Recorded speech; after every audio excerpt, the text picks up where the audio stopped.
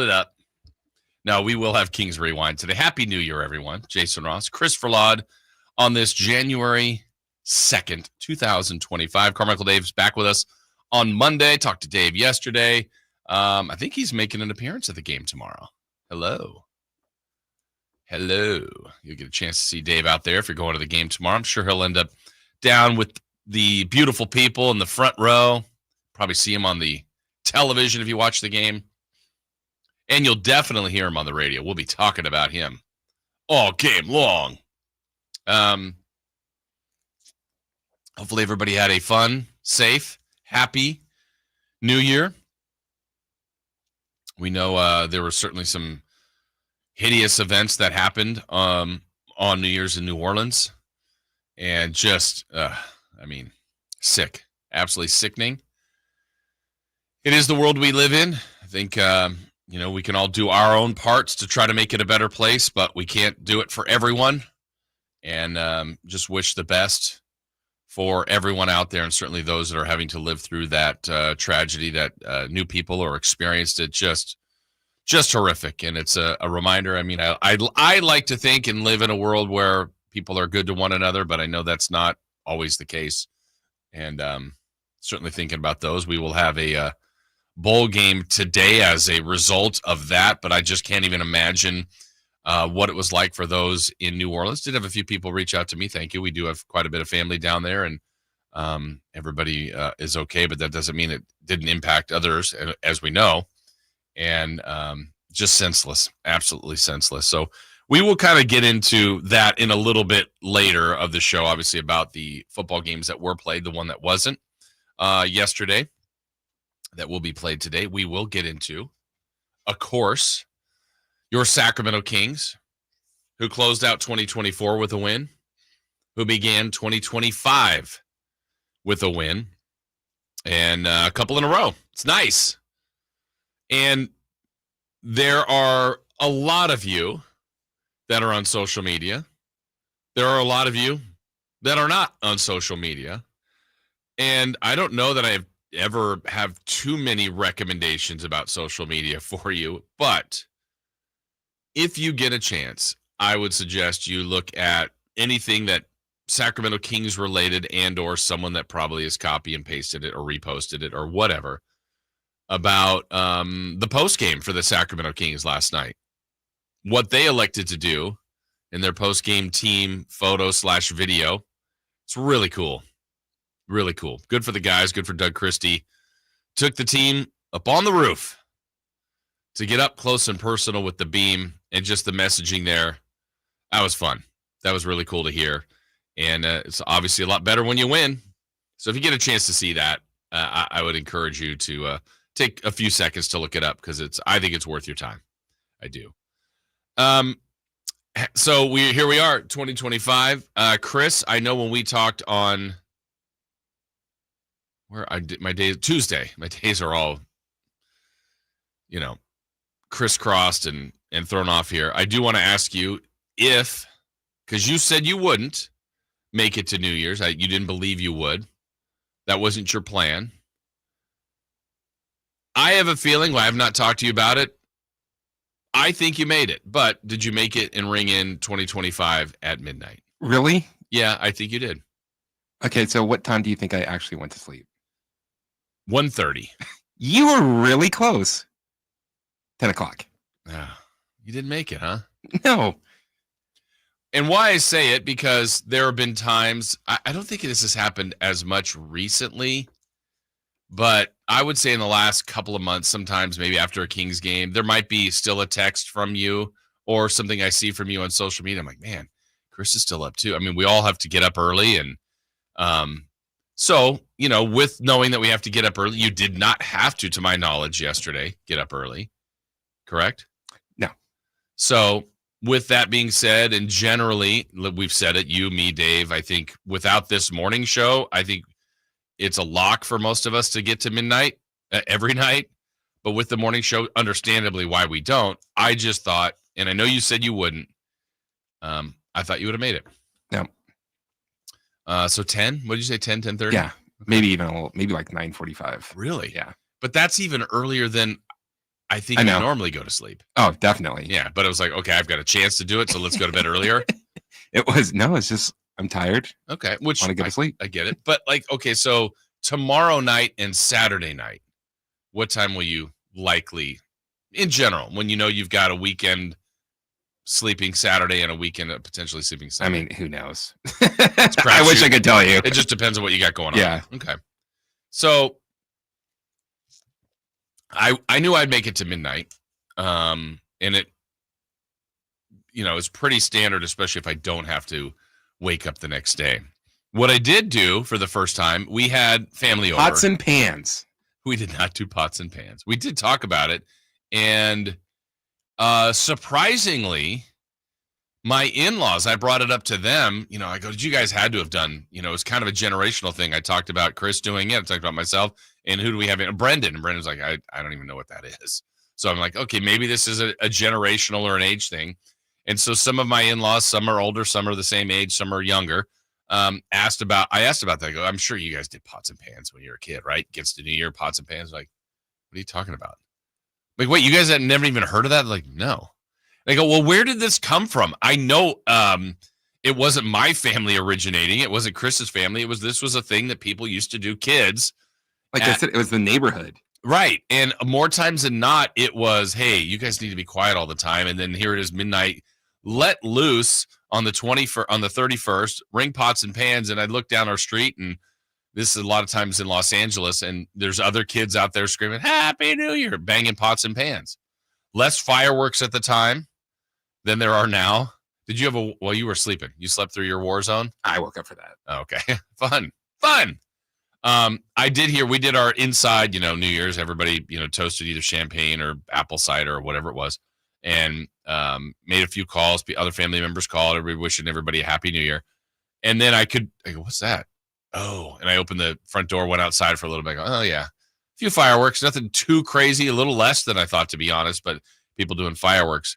But what I was going to say, what we did for the first time, or what I did for the first time, I thought we had a couple of family members, and we did have two that didn't make it because our house was pretty full. We played games and had food and just great night. We had two that didn't make it to midnight. So we said, okay, it's almost 9:00. Let's do the New York live New Year's Eve and ring in the new year. And I don't think I've ever done that or watched it. And for the first time that I can recall, unless this happens all the time, and if you're on the text line or YouTube chat, you can let me know. So, Chris, I literally watched the 9:00. I think we had ABC on, which was, the Dick Clark Rockin' New Year's Eve with, oh my gosh, Ryan Seacrest. So we were watching that, whatever musicians they had, different people out there. So we're like, okay, and it was probably 8:56, and they went to break. And we're like, okay, maybe even a little later. I'm like, all right, well, they'll come back and probably do the countdown with less than a minute to go, and then ring in the new year.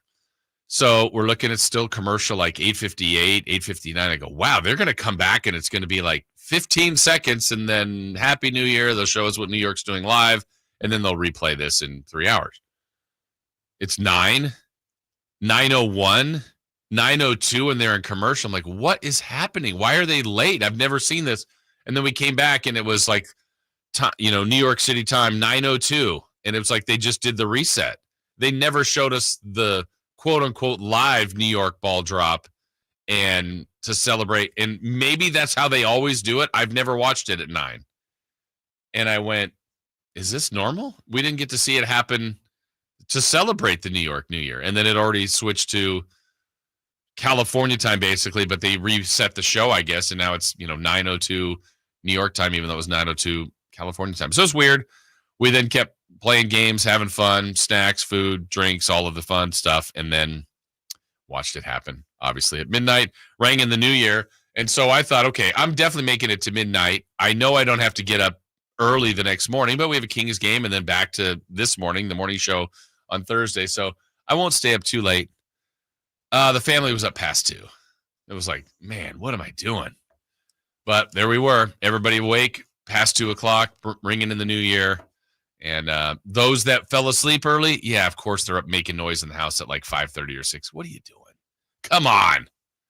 Yeah, you were tired, but the rest of us became tired yesterday. But that's how we brought in the new year. I hope you guys all had a a good one, an enjoyable one, spent it with family, friends. And whether you chose to go to bed before midnight, good for you. Whether you made it past midnight, also good for you. Want to tell you what's coming up today on the show. It is Thursday. You know what that means. 8 o'clock, Sam Amick from The Athletic. Yes, Sam in the new year to join us.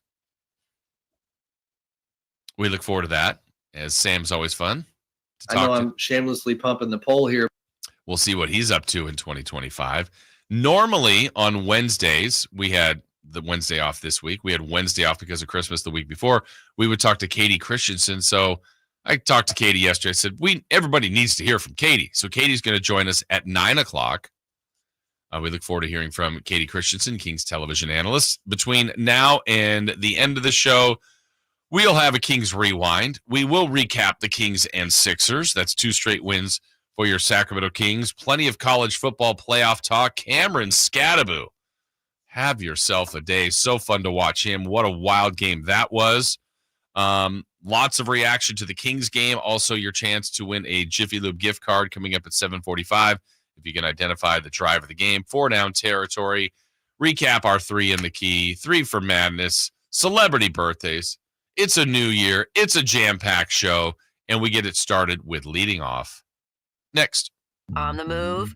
Got somewhere to be? Take Sacramento Kings basketball with you. The Sacktown Sports app will let you stay connected to your passion. Never miss a moment of Sacramento Kings basketball with the Sacktown Sports app. Hi, I'm Justin Gingery from the law firm of Gingery, Hammer & Associates. When you have been injured by the fault of another, you will want advice you can trust. If you know an attorney you can trust, I hope you call that person. But if you don't, please call me. I promise I will be the attorney you can trust, along with my entire team. I have been helping accident survivors recover compensation for their injuries for 25 years, and we can help you. There is no charge for calling. If you have an injury, just call Gingery. Country in the Park is coming back May 16th and 17th at Cal Expo with Bailey Zimmerman, Billy Currington,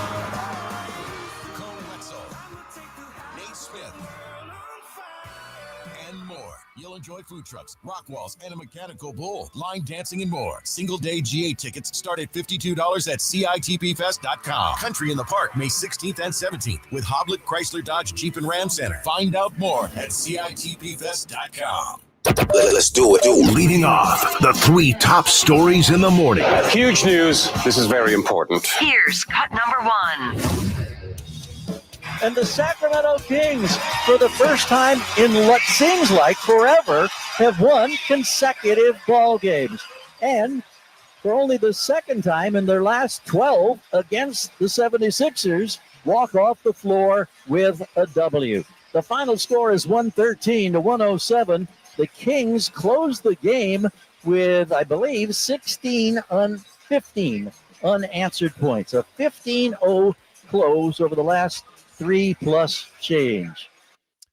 How great was that last night? The Kings, last night's game in the losing streak, this is what last night's game reminds me of. The game they played against Denver a little bit, because remember, Denver had a perfect finish to that game, good shot making. That's what started the losing streak, and I still maintain if DeRozan catches that pass from Sabonis, which about 9 times out of 10 he catches it, and I feel like 9 times out of 10 he either dunks that, lays it in, probably gets fouled by a trailing Gordon or Joker, and the Kings likely win that game and get themselves over 500, avoid the start of that losing streak, but that happened. And then also in that losing streak, kind of the unthinkable close to the game against Detroit. Those games, the Detroit game probably more specifically, those games are difficult to lose, and the Kings found a way to do it. Last night game, the way it played out was difficult for them to win. You don't win a lot of those games, but I felt like they got one back. They earned it. They earned all of those, right? They earned the outcome of the Nuggets and the Pistons game. They earned the outcome last night. Incredible defense late. Efficient and effective offense late. And a really good result, right? And we can put an asterisk if you'd like. They didn't have Embiid. Yep, fact. The Kings didn't have Keegan Murray. Obviously, I think it impacts Philly a little bit more than it does the Kings. But don't sleep on the impact that game had on missing Keegan, and I'll explain that a little bit later. And certainly we haven't seen Keegan do much offensively lately. And it had some issues too defensively, but I want to highlight a couple things throughout the show about that, specifically to last night's game, which I will do. But, the other night it was about winning, just finding a way to stop the bleeding. And now it's trying to truly turn it back into a direction that this organization thought it would go. And one game we said wouldn't make the difference. 2 games don't necessarily make the difference. But I said it the other day, now they have to start winning, 3 of 4, 4 of 7 even. I mean, it doesn't have to be 10 in a row as much as we'd all like that. But where you're winning 5-game chunks, a bunch of them in a row. And whether that's 5-0, 4-1, or 3-2, having that kind of result to slowly start the climb out of the deficit that they have done and dug themselves. And so certainly not a perfect game, but a lot of elements to like. I think when you go down the list of people that played well yesterday, that list was a little bit larger than we've seen, certainly. I think one thing that's been pretty obvious for probably about 5 games right now, Trey Lyles is really helping this basketball team.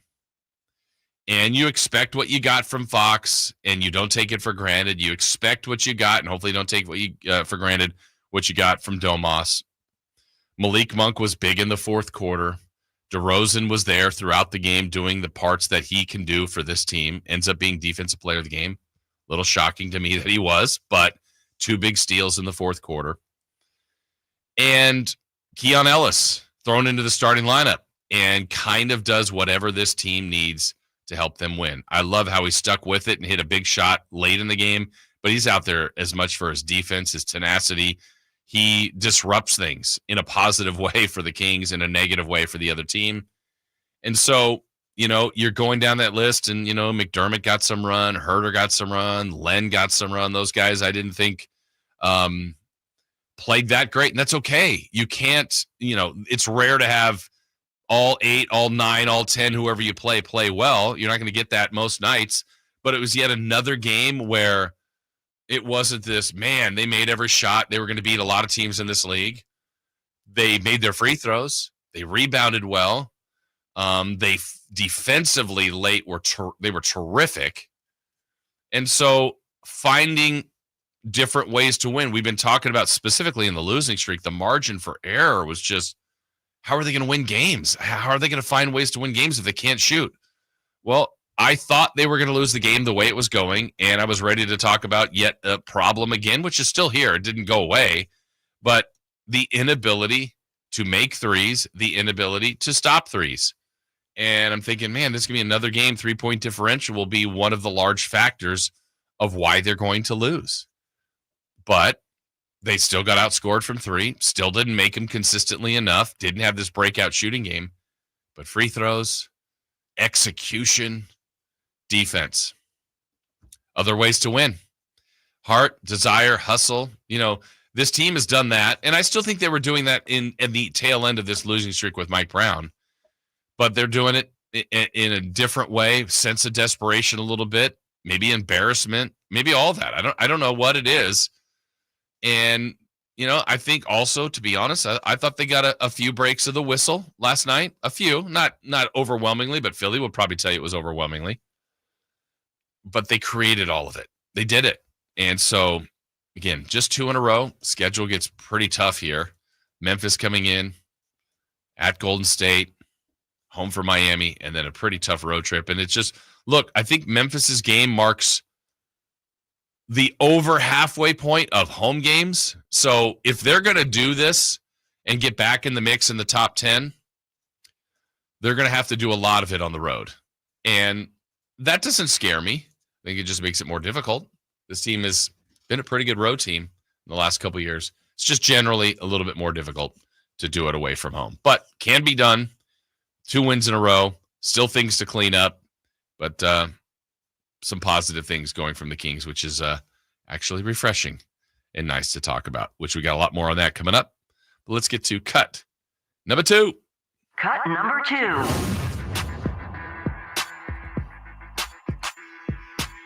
Ohio Ohio State knocks off undefeated and number 1 ranked Oregon to advance to the college football playoff. That's semifinals. The final score 41-21. Ohio State defeats Oregon.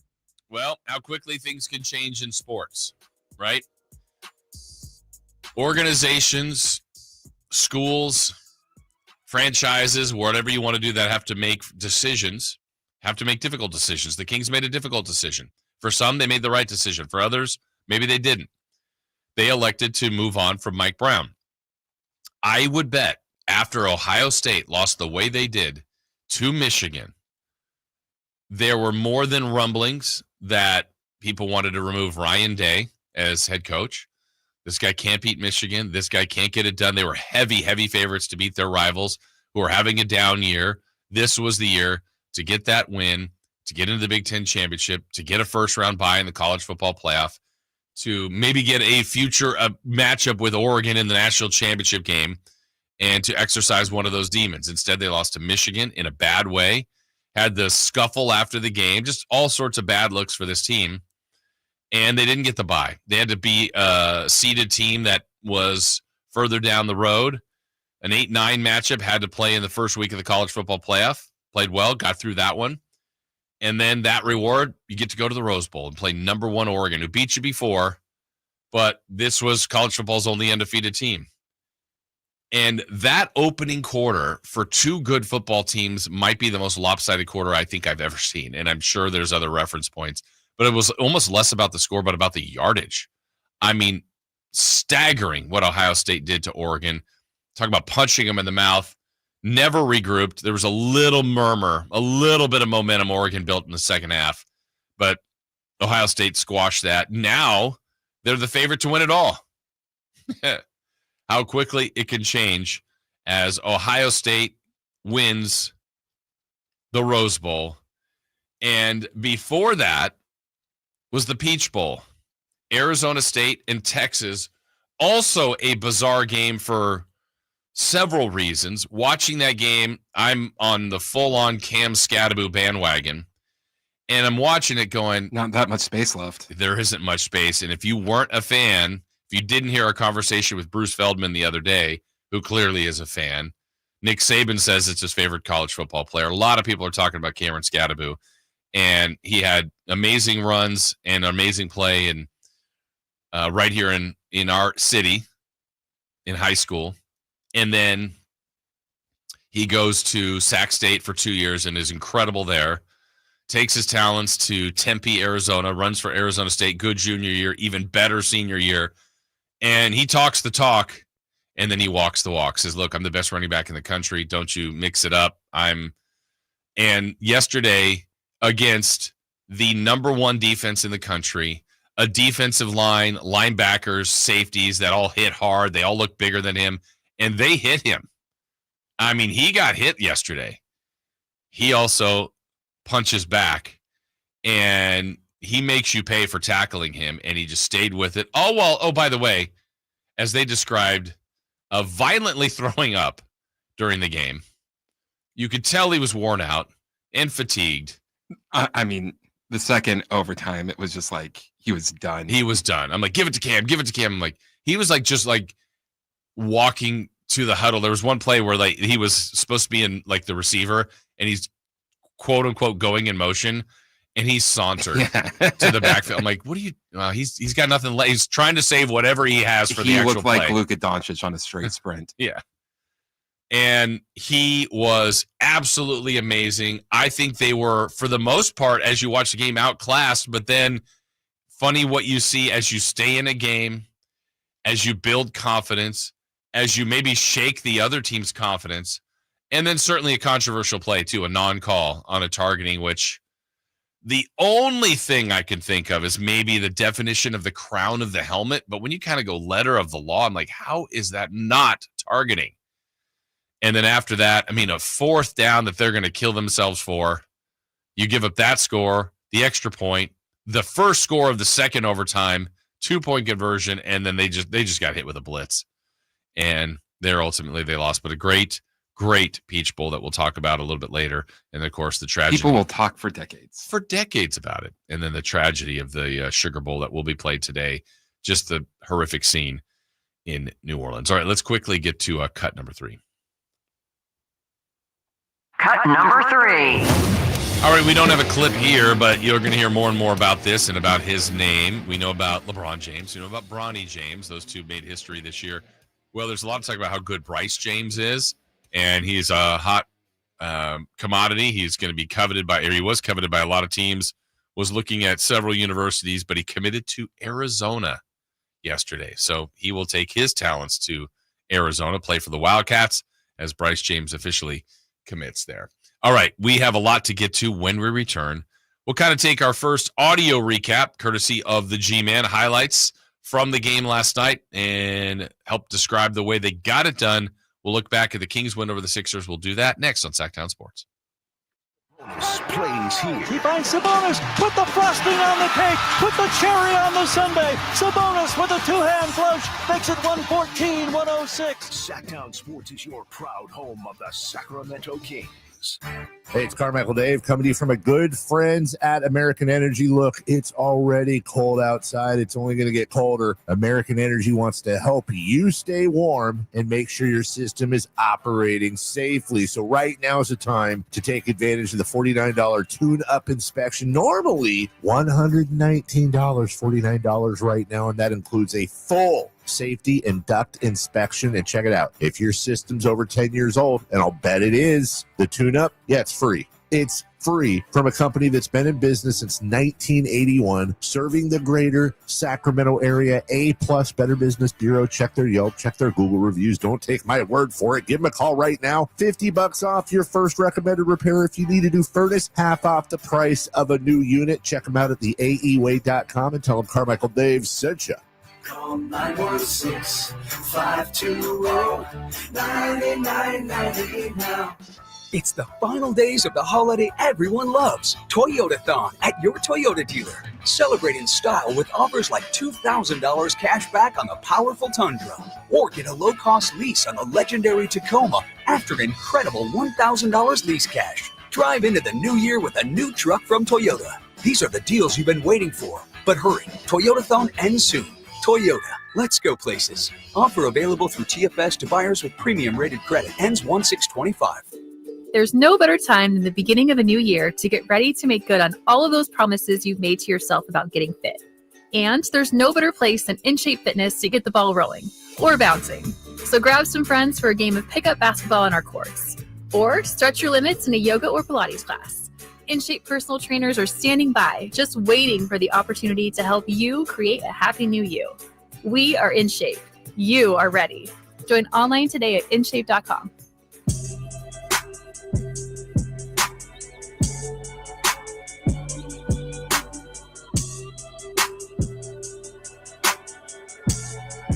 The Carmichael Dave Show with Jason Ross. Call or text at 916-339-1140 on Sacktown Sports.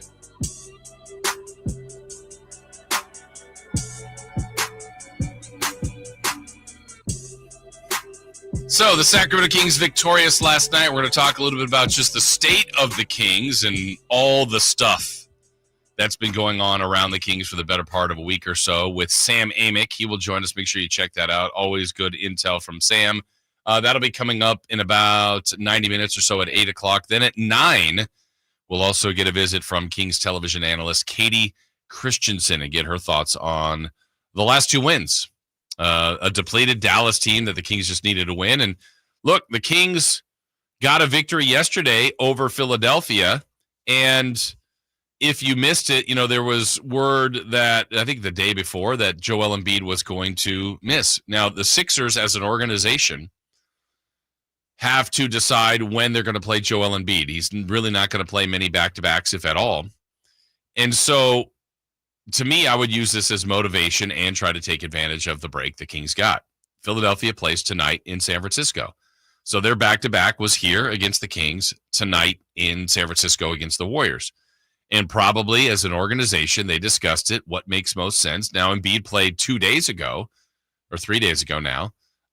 So he had a day off, and maybe the thought was, let's give him one more and then play against in San Francisco against the Warriors. I'm sure it was also discussed, hey, just laying it out, who do we have a better chance to defeat without him? And if I'm the Kings, I say thank you, but I also take that a little bit personally, like, hey, this is what they think of you. And I don't blame them. This is the way you've been playing. You've just changed coaches. You are a team that's a bit in disarray. We have Paul George. We have Tyrese Maxey. We got enough in our team to beat you.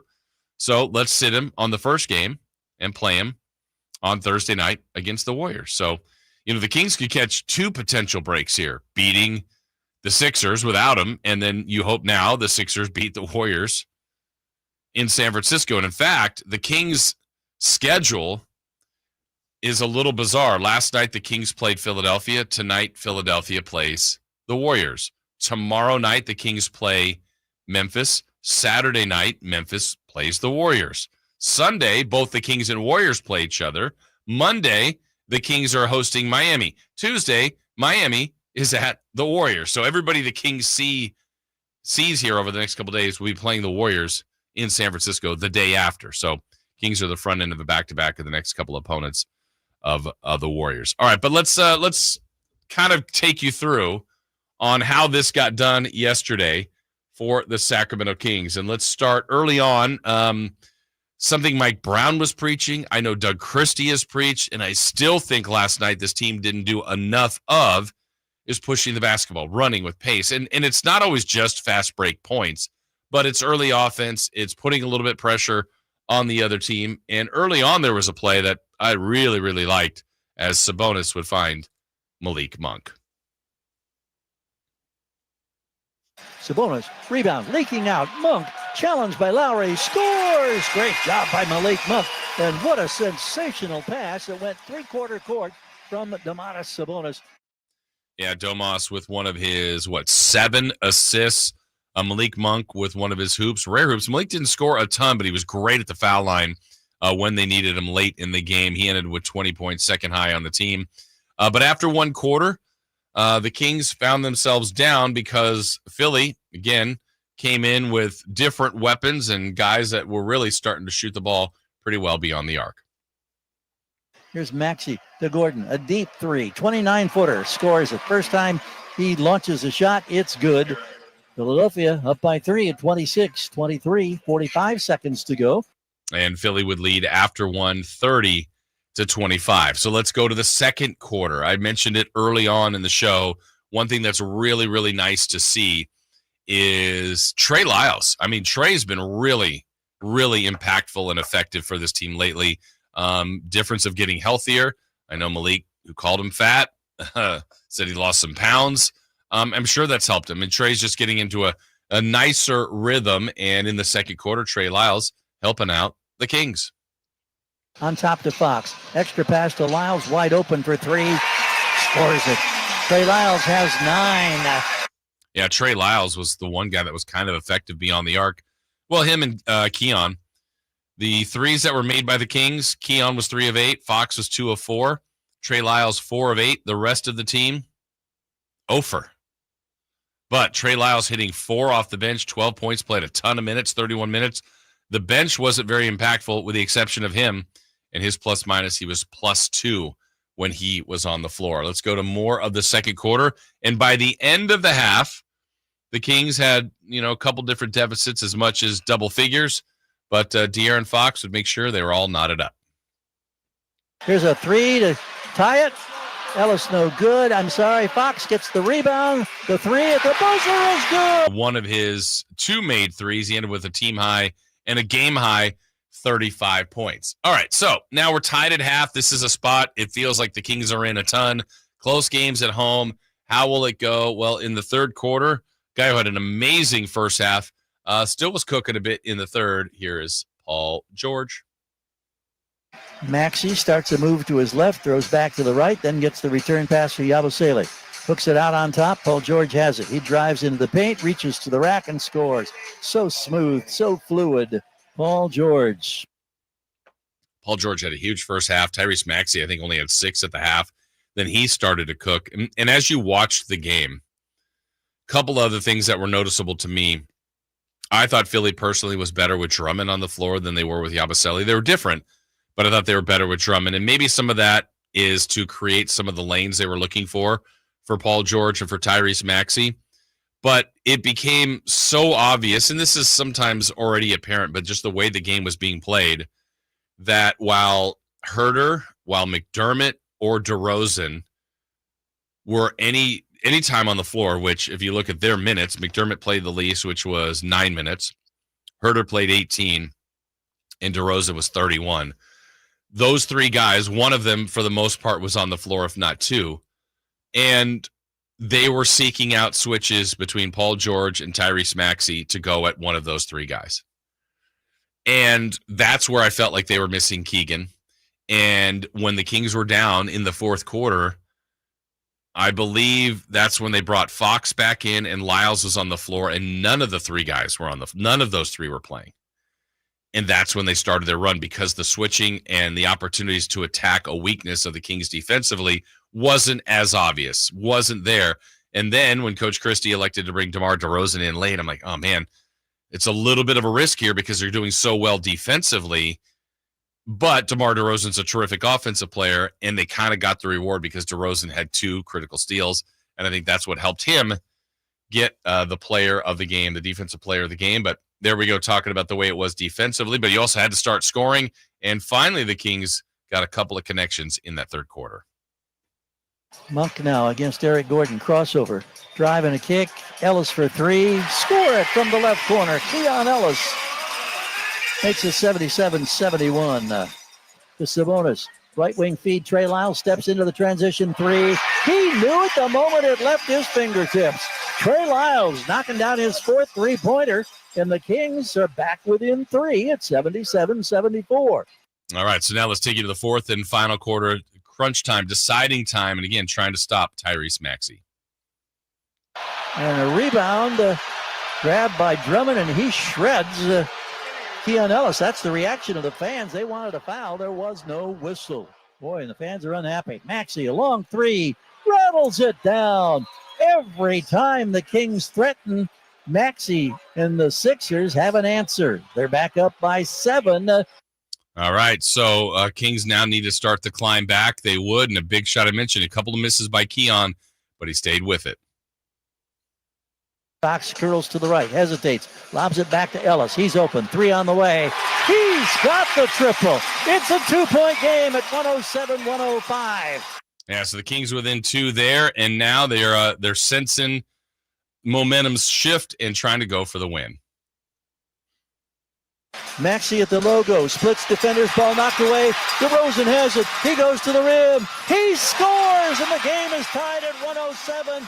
The defense rose to the occasion. It's 9 unanswered points by Sacramento.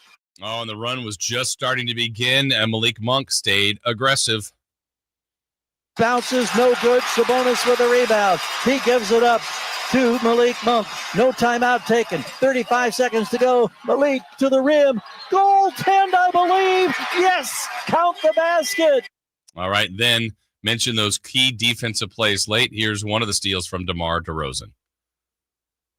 Ball knocked out of his hands. It's loose. It's grabbed by Malik Monk.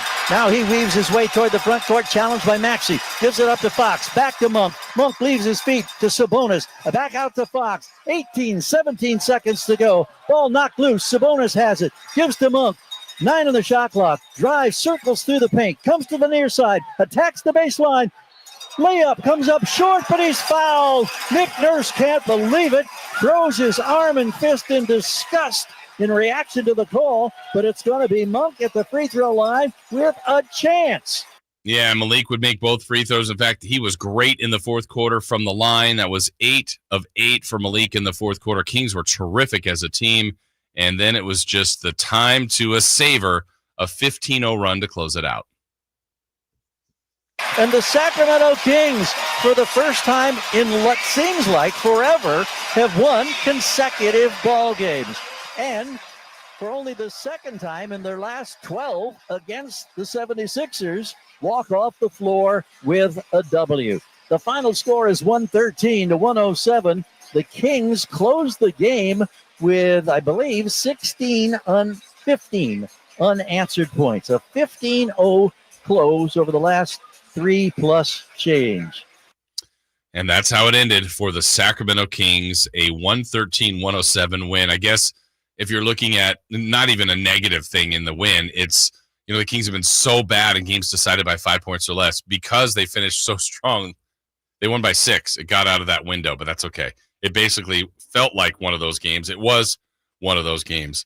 And a 15-0 run to end the game. Doesn't happen often, but the Kings were on the right side of that one this time. All right, still to come. We will rewind it coming up at 7 in our version of a recap of the game. We will have more of a breakdown in the next hour as well on how the Kings defeated the Sixers. When we come back, final segment of this hour, do want to jump back into the performance that Cameron Scadaboo had yesterday in the Peach Bowl. If you had a chance to check that out, it was really a heroic performance, and some of the other things that happened yesterday and the awful situation in New Orleans delaying the Sugar Bowl today. We'll look at the college football playoff when we return here on Sacktown Sports. Trying to find out where to catch your favorite team's games? Are you a fan of the Kings, Niners, and the NFL? Well, Sacktown Sports has you covered. Touchdown! San Francisco! It's all on his shoulders. Cox rocks. He fires for the win. He's got the triple. Catch all your Kings, Niners, and NFL games all year long on Sacktown Sports and SacktownSports.com. Hey, can you blow up some balloons for Jack's party? I can't. I'm so congested. You need Sinex Saline from Vicks. Sinex Saline Nasal Spray? Yeah, just Sinex. Breathe. Sinex Saline instantly clears everyday congestion associated with colds and year-round allergies with a gentle, ultra-fine mist that's no mess and easy to control. Daddy, we need more balloons. On it. Enjoy life's important moments without congestion. Try Sinex Saline from Vicks. Just Sinex. Breathe. Use as directed. Did you know your skin is the largest organ of your body? Huh? That's why you should shower with Old Spice Super Hydration Body Wash instead of plain old bar soap. Love your skin by super hydrating it with vitamin D3 and glorious notes of vanilla and shea. Did you know that my super hydrated skin is the second largest organ of my body? The first is my heart. Old Spice. Men have skin too. Old Spice Super Hydration Body Wash. 24/7 renewing moisture. With daily use. A new Honda? Nice. Well, it was like this. It was a super hot day, so we all stopped for some ice cream. When bam, the AC went out. My dad started sweating and was all, man, I stink. And my brother was like, I hate this car. And my mom was all, I'm dying in here. Then I said, it's time to call Stockton Honda. Then Dad was like, honey, you're right. I knew you were my favorite. And just like that, Stockton Honda to the rescue. StocktonHonda.com. This holiday season, Capital One reminds you to give yourself the gift of 1.5% cash back with the Capital One Quicksilver Card. Can I earn 1.5% cash back on birds? Birds? What if you sent your true love 2 turtle doves plus a partridge in a pear tree? Sure, but why would anyone want that? The song was very convincing. Earn 1.5% cash back on all your holiday purchases with the Capital One Quicksilver Card. What's in your wallet? Terms apply. See CapitalOne.com for details. No two people learn the exact same way. So how did Babbel become the award-winning language learning app? We thought of you, all of you. Take Sierra. As a visual learner, she uses Babbel's wordplay videos. Today I'll share a quick lesson on shopping in French. Merci beaucoup. Keith is a be in the room with real people kind of learner. So he loves the live online classes with our language experts. Okay, class. Vos está pronto. Estamos prontos. However you learn, Babbel makes it easy. Try Babbel for free at Babbel.com. Babbel.com. Wesley Financial Group is not a law firm. Hi, I'm Chuck McDowell, the timeshare cancellation guy and founder of Wesley Financial Group. And I want to set the record straight. I am not an attorney. I've never wanted to be an attorney. And the truth is, I really don't even like attorneys. If I sound like an attorney or if I look like an attorney, I'll apologize. But what I've learned in my 15 years in the timeshare cancellation business is you don't need to be an attorney to get folks out of their timeshare. At Wesley, we've helped over 40,000 families cancel their timeshare without me being an attorney. And I want to share with you how we do it. Just give my office a call, and you will not talk to an attorney. And I guarantee if we take you as a client, we'll get you out of your timeshare, or you'll pay nothing. Call now for your free timeshare exit info kit. Call 800-885-3663. That's 800-885-3663. 800-885-3663.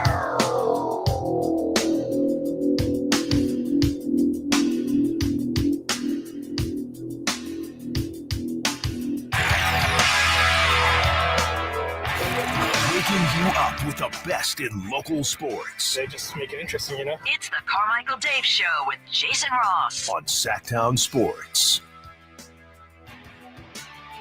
Happy New Year. Hopefully 2025 is a great one for all of you out there. As the Kings opened up 2025 with a victory, they get the Memphis Grizzlies tomorrow, one of the best teams in the West. Again, without John Morant, but they've been playing just fine without him.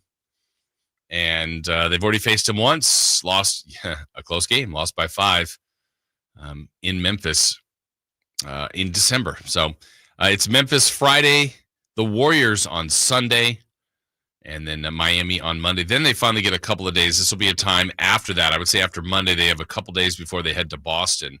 And so next week would be an opportunity. If there are any other kind of structural things that Doug Christie and the coaching staff would like to change, I think that's what they could do. I think there's some subtle tweaks that we've seen with this team. It's not a drastically different team, but that still have warts. It's still a team that has some roster construction flaws. They're still small, but that doesn't mean they can't win. And I think they got a lot of talent, certainly offensively. And defensively, I'm sure Doug Christie will show that film of the last, 3.5 minutes where they held Philly scoreless. And the game prior where they held Dallas to 40 points in the second half. So there have been some elements here, taking advantage of the opportunities of missing personnel on the other side. But that's what you got to do. Instead of, man, how did they not beat that team with those guys out? Well, they don't have to answer that. They won those games. They won that game against Dallas, I should say, and then won yesterday without Embiid. That was important to get it done. And to get to now, 15-19? Yeah, still a long way to go. We got Kings Rewind coming up at the top of the hour. Did want to spend at least a little bit of time on a couple of things. First and foremost, from the college football playoff yesterday. Fun football. January 1st, it's kind of known for bowl games. To me, as a kid, I went to several Rose Bowls. I'm sure there's bias behind this statement, but even hearing Chris Fowler and Kirk Herbstreit during the Rose Bowl yesterday, a couple times just stopping and gathering themselves and just like, this never gets old, the view of the St. Gabriel Mountains. And what's beautiful about the Rose Bowl game, not necessarily always the Rose Bowl, because I've been to plenty UCLA games there that in September or October, because I know I've told this story before, but in September, October, there's still a lot of smog or just remnants in the valley, and it's just hot. And I remember, and I want to say it was a Rose Bowl game or a game maybe in November after some Santa Ana winds came in and blew some of that stuff out. I remember thinking, and I might have even said this to my dad, or at least I know I consciously thought of it. It was like, hey, when did those mountains get there? Like, it almost felt like they were just appeared from one week to the next. And because you never see them, and then boom, yesterday was just crystal clear. It's such a beautiful stadium, and there's a lot of history there. And there's one shot, Chris, I don't know if you saw that on social media. It was the pregame flyover. So it was, I think, above one of the planes that went above, one of the jets. And it's just, you see the jet below you, and then you see below that the stadium, and it's just like, oh, man, that's just such a cool shot. I will be there in September. And so now you're like thinking like, oh, it's gross in September. I want to see, I don't know do you have any idea where you're sitting? I know I asked you asked me a couple spots. What was the section that you said? I said 19. I'm in 19. Okay. Row 62. Okay. You know what? So you should, if it's clear, have a really good opportunity, especially to your left, like around, if you're sitting facing forward and that's the clock, it'd be around 10 o'clock. We'll see if you can see the mountains. If it's a good day, you'll see the mountains crystal clear. If not, you're like, gross. Do you know what you see when the smog clears in Southern California? What? You see LA.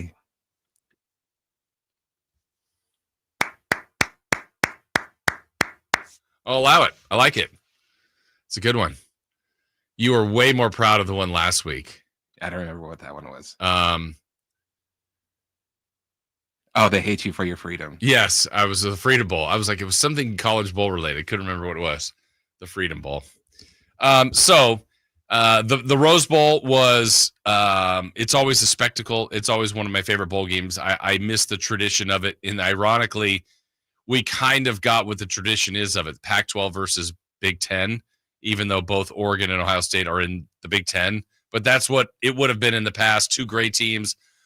Just a bizarre beginning statistically, how dominant Ohio State was in that game. So you had that game. But, Chris, I know you had in the group chat sent Scattaboo or something like that. I can't remember. It was like a just basically screaming his name. That's how I took it in all caps. That was a heroic and just like fairy tale type game that he had, except for he just didn't get the W.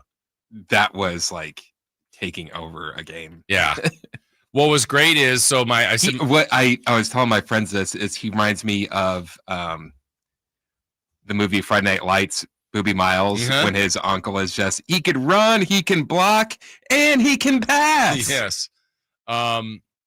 So, the game is on, and I'm watching him. Like, come on, Cam. And they left so many opportunities early, and he was doing okay. He was doing fine. Nothing of major note, but you're like, man, he is having to work for every yard, and he's making them work to tackle him. And, he's kind of working his way through about 3.5 yards per carry, and he's getting plenty of carries, but they're not scoring enough. And I remember it might have been late third, and they got inside the red zone, and they kicked a field goal. And this was kind of a family debate. I'm like, I would totally go for it. I think this is a huge mistake. They're going to still be down 2 scores. I just don't think they're going to have enough time, and they can't stop Texas. And I just think it's a mistake. And everyone's like, oh, you got to take the points. And I'm like, okay. But at this point, I'm starting to, my wife knew about Cameron Scattaboo, but the others in the, main laws were there. And I kept talking them up. And then before long, I'm hearing them go Cam, go. Like they're totally on board. And then they're like, this guy's amazing. I'm like, I told you. And when he threw the touchdown pass, when he got the run, when the guy carried him into the end zone, I mean, come on. And then, football can be so funny because it was the 4th down and 19, I want to say, or 4th and 16. And in my mind, I'm thinking, good for them. They're blitzing. They're not going to be prevent. And so many times we've seen a game like, oh my gosh, you're playing prevent. This is how you're going to lose. I said, good. I literally said out loud, good for them. They're attacking. They're blitzing. They went right up the middle. Boom. Touchdown pass deep over the middle. I'm like, well, they were aggressive.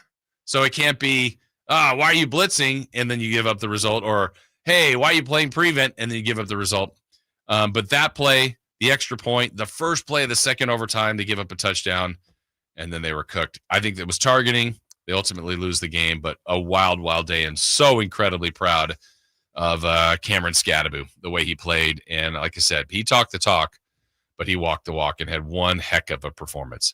All right, next hour, lots of Kings conversation. 3 for Madness, how the Kings defeated the Sixers and post-game reaction, plus our Jiffy Lube drive of the game. But when we return, our version of a recap of the game, how it was done via Kings Rewind. That is next. The only place you'll find Keegan Murray is Sacktown Sports. Out to Keegan Murray, straight away for 3, and Keegan knocks down the triple. Hey, Sacramento, it's Keegan Murray, and you're listening to the home of Sacramento Kings, Sacktown Sports. Your local sports leader. Hey, it's a new year, but you always want to be prepared for a situation. Now, what that situation might be, we don't know, but you want to be prepared for it. So you need legal defense. Well, go to sacklegaldefense.com. That is the law offices of Jonathan Gonzalez, and the phone number, 916-304-9187. So why might you need that representation? You just don't know, but what if you have an auto accident? What if there's a wrongful termination case at your company? Maybe a sexual harassment case. Maybe there's something that's still following you that you just would like to get a fresh start, a clean start in your life, something that's keeping you from some opportunities. Well, they do expungements as well. And the point is, he is very effective. I'm talking about Gonzalez Law Office and Jonathan Gonzalez. He has remained undefeated in cases, from 2016 through 2019 on jury trials, and plans to have 2025 not be an exception as well. He is going to be meticulous in his preparation and aggressive in his attitude. That's all resulted in life-changing results for thousands of clients, and you could be one as well. Be prepared. Know who to call. Someone that's here, someone that's local, someone that you can reach. Again, SacLegalDefense.com, 916-304-9187. We all hear the radio ads about the IRS. They tell you to be afraid, to be scared, and they try to frighten you into calling. I'm not here to do that. Tax Relief Advocates is different. TRA is here to tell you that if you owe money to the IRS, whether it's $5,000, $50,000, or $500,000, we have a solution. It doesn't matter if you're sitting in your car, at work, or with your kids. No matter where you are, call now. 800-583-5795. Don't lose hope. TRA can eliminate or reduce what you owe to the IRS. Generous programs are now available that can give you a fresh start. Our passion is taxes and helping individuals fix their IRS problems. We have over 1,000 5-star reviews on Google and an A+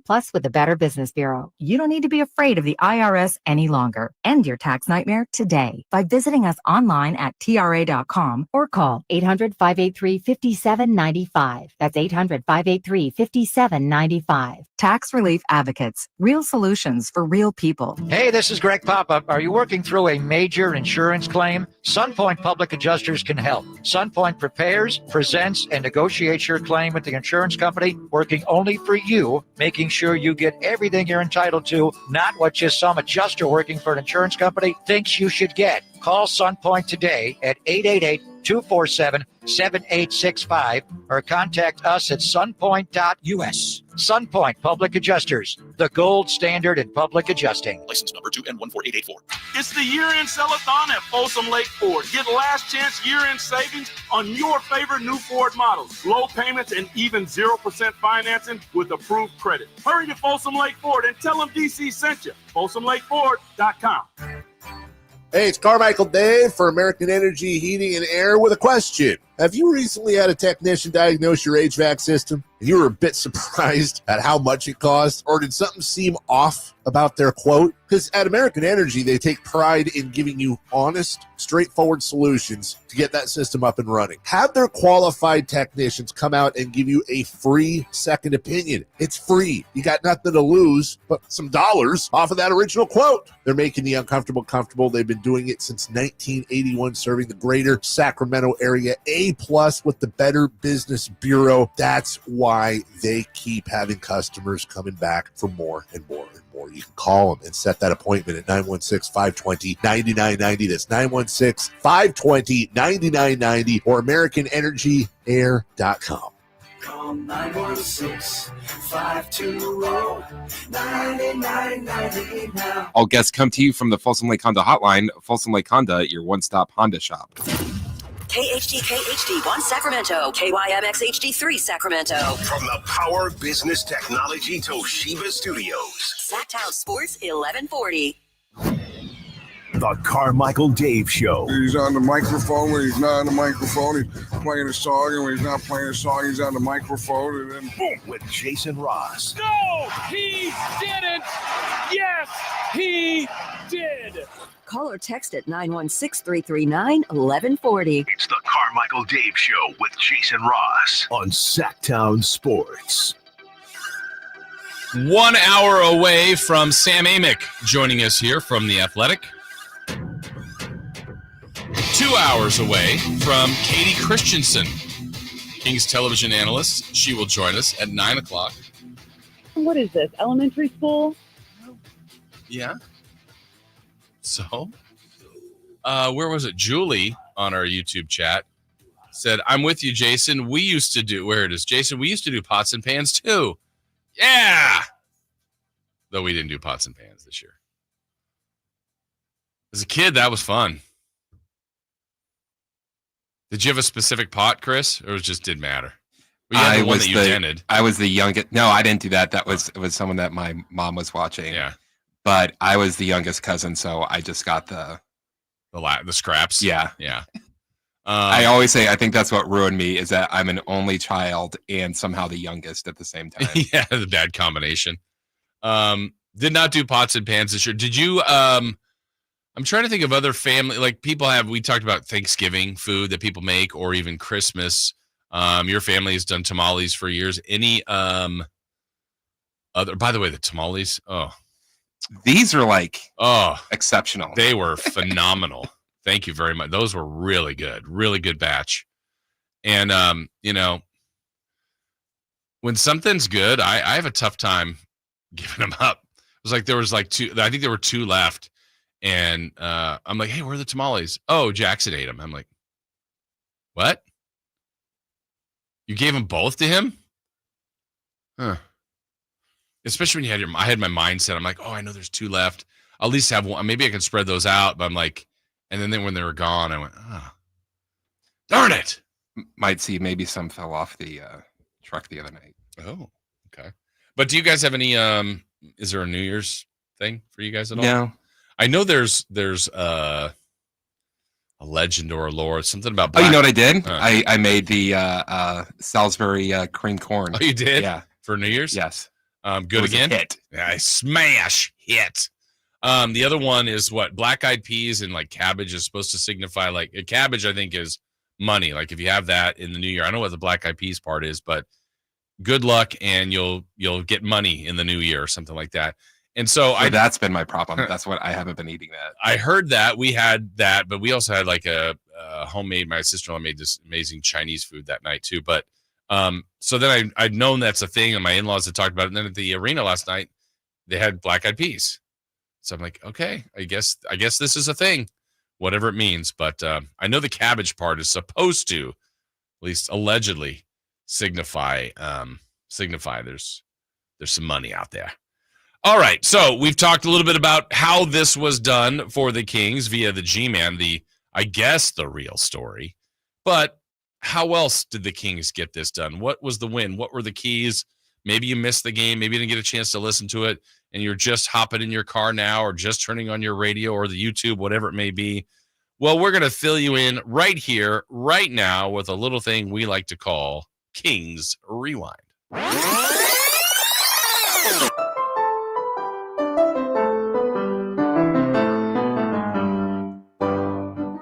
Well, it's a new year. Will it be a new Sacramento Kings team?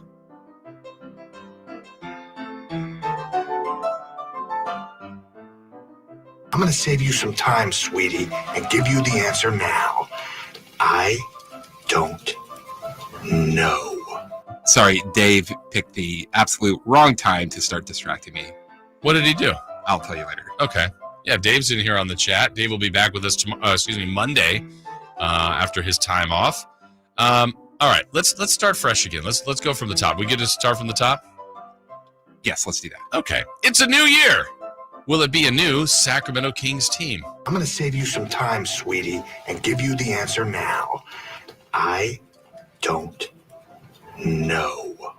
2024 ended with a much-needed win, and 2025 starts with a matchup against Paul George, Tyrese Maxey, and Joel Embiid, who opted to rest on night one, I should say, of a back-to-back. Back-to-back. I like that record. The Kings were playing shorthanded, too, as Keegan Murray was out with an injured ankle. I can hear you speculating about the nature and origin of my injury from my office. I tripped over an uneven sidewalk. I did not think it was relevant to your jobs, the jobs which you should all be doing right now. Interim head coach Doug Christie opted to put Keon Ellis into the starting lineup to go with Domas, Monk, Fox, and DeRozan. What a smart kid you are. The other storyline from this game was that Doug Christie was working the Kings sideline while his former teammate and Sacramento favorite Bobby Jackson was the lead assistant for Philly.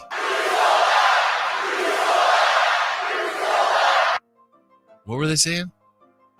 You sold out. You don't remember hearing all the fans saying that? Oh, so many of them saying that. Early on, Paul George went to work and was lighting up the Kings defense. Stop it. Get some help. Thanks, MJ. Without Embiid, and when Andre Drummond wasn't on the floor, Domantas Sabonis would rack up a first-half double-double.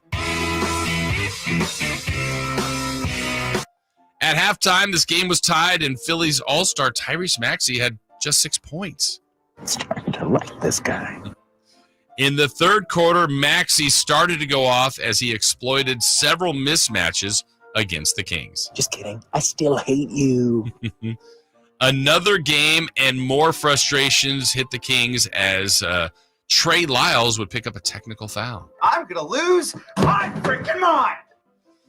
The Kings were leaking oil again. Their turnover numbers were growing. The 76ers were turning those into points. And it was another game where the Kings were getting crushed at the three-point line, not making them and not stopping them. Find a happy place. Find a happy place. Find a happy place. As the Kings entered the fourth quarter, they trailed by 9 points. Here we go again. Fourth quarter, Fox started to really get going as he took off. De'Aaron was keeping the Kings in striking distance. What does the Fox say? Like many games, this was going to come down to crunch time. That's not good. With about 3.5 minutes to play, the Kings were still down by 9, and to make the comeback, they needed lots of stops and plenty of hoops. I can't watch this anymore. It's over. Turn the lights out. Let's get the bulldozers in here and turn this place into a parking lot. The game's final 8 possessions on defense, Sacramento held the Sixers to 4 missed shots, 4 turnovers, and 0 points. You shall not pass! The game's final 8 possessions on offense, Sacramento turned it over once, but made all 4 of their shot attempts and went a perfect 6 for 6 from the line. He's on fire! All told, the game's final 15 points went to the Sacramento Kings and yet another double-digit comeback win. Don't call it a comeback! Hey, that's 2 straight for the Kings. That's called a winning streak. It has happened before. That's a win to close out 2024 and a perfect start to 2025. King Kong ain't got nothing on me! The team felt so good about it, they took their celebration photo right by the beam. Up next, they host the second-place Memphis Grizzlies on Friday night. What are you looking at, stupid bear? What is that from? I don't know. No, you said it. And I said the last thing again about that photo by the beam on the roof. Really cool video on social media. The Kings have released it. I know lots of people have retweeted it and posted it again. Basically, a quick chat in the locker room, and Doug basically, proud of you guys, good win. But put your sweats on, get warm, and come with me. And you're going, what's happening here? Well, they make their way to the roof. They end up doing Luke Laux, who's hands out the defensive player of the game, and gives some other shout-outs to some players. Crowns DeMar DeRozan, and then they up there taking another team iconic photo by the beam, and then Doug just incredible words of encouragement and kind of what this team means to this city, and I think he's spot on in so many choice words that he said. That this beam represents the light of the city, and this beam does too, and these guys can make that impact. And Doug knows what a good team can do for this city because he was on it, and he knows what this team could do for the city and what they had been doing. Look, the team was in just an awful spiral, and everybody collectively was down. They had to make a significant move. And I still think there's probably more moves to come via trade. I mean, just would be, unless it totally flips and they've restored order and they just look like a completely different team for weeks before the deadline, I just would be surprised based on what I said last week, but earlier in the week when they made the move. You made the move to try to salvage your season, not to, hey, we're just doing something, let's count down the games and we're playing for next year. This team still has hopes of doing something this year. And I think we've all said there are some holes in the roster. Well, that needs to be addressed, and the way to address it in season is with a trade. So I believe they will do something by the deadline. It's just what? To what level? On the edges, something significant. That remains to be seen. We will hear what Sam has to say about that. And that, again, that's something that could change week by week, really, for the Kings. But do not touch a hair on Trey Lyles' head. I don't care if we get Wembanyama back. Trey Lyles right now to Christopher Lott is untouchable. Untouchable. That's your number one guy right now. Yes. He is on fire. He's playing great. And that's been a big reason why they've won the last 2 games. And even before that, they really should have won. The Detroit game with Trey, he was phenomenal that game.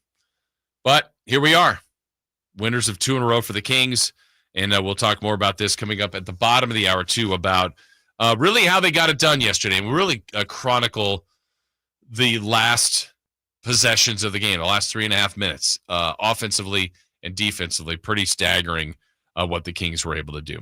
All right, when we come back, we will have 3 questions and 3 answers. It's called 3 for Madness. That is next. You never know what you might hear when listening to a Sacramento Kings game. Out of Keegan, going for another triple. Man, is he feeling it. Keegan, can he do it? Yes, there's number 11, Keegan Murray. Keegan steps back. He just knocked down his 12th three-pointer, a Kings franchise record. He's got 45 points. Never miss a moment of Sacramento Kings basketball with Sacktown Sports and the Sacktown Sports app.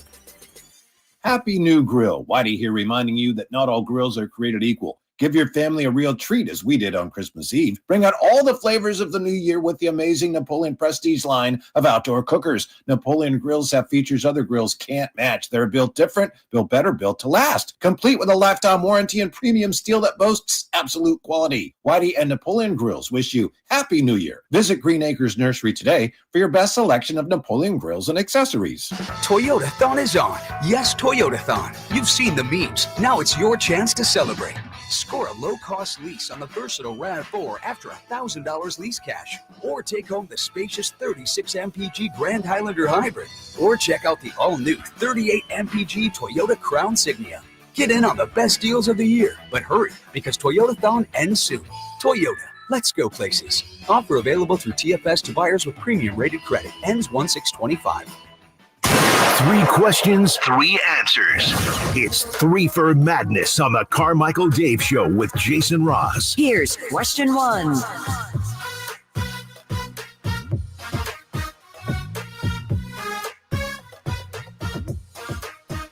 All right, 3 for Madness time. Like we said, and you hear it in the intro there, 3 questions, 3 answers. Chris, question number 1. What changes, if any, would you make to the college football playoffs? For me, I mean, there's a couple things. One, they could add more teams. I mean, I think that's something we could see in the near future. I know at the FCS level, Sac State and Davis's level right now, they have 24 teams. It's a great tournament. Top 8 get a bye. So you have 16 teams playing at home sites. And they play home sites all the way through till the championship game. And it's a little different at that level, and that's fine. But I like that 24 teams get in, and I'm sure there is arguments for team 25, 26. You're going to do that no matter where your cutoff is. But that feels pretty good. The college football playoff, I'm okay with having teams like Boise State, SMU, teams that, it doesn't always have to be Alabama or Notre Dame or Georgia or whatever the case may be. But I think they should back away from the guarantees that get you in are fine. I think the seeding is what would be adjusted if they keep it at 12, because I think the biggest problem was giving ASU a 4 seed, giving Boise State a top 4 seed as well. I know they only had 1 loss, but I think some of the other teams, just based on what the rankings were, I don't think they should have been a top 4 team. I like that they were in the 12. No problem with that. They should be there. But the fact that those 2 teams got byes, a little surprising. Now, with that said, the performance by Arizona State, the way they controlled the clock, controlled possession, and then started building confidence and shaking the confidence of Texas. We were talking earlier about local product Cameron Scadaboo, just kind of becoming a national legend. He'd already been a local legend and here and certainly in Tempe. I was going through some of the final numbers for Scadaboo. 30 carries for 143 yards, had to work for that 4.8-yard average, 2 touchdowns.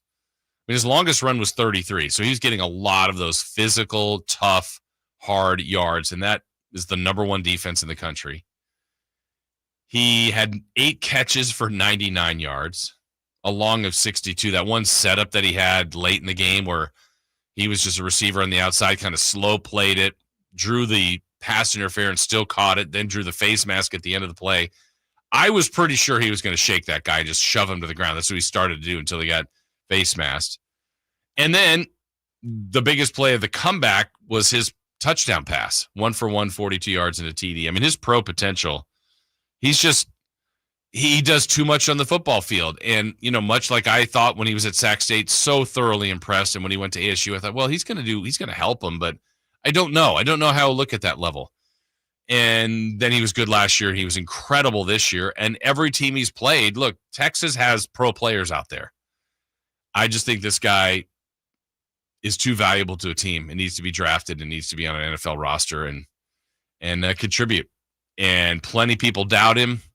He won't doubt himself. He's got the utmost confidence. Fun to watch him. But yeah, college football playoff mainly either expand the overall pool of teams, and number 2, still keep the guarantees to get you in, but change the seeding process. Like really have the committee pick the top 12 like that. All right, let's get to question number 2. Question 2.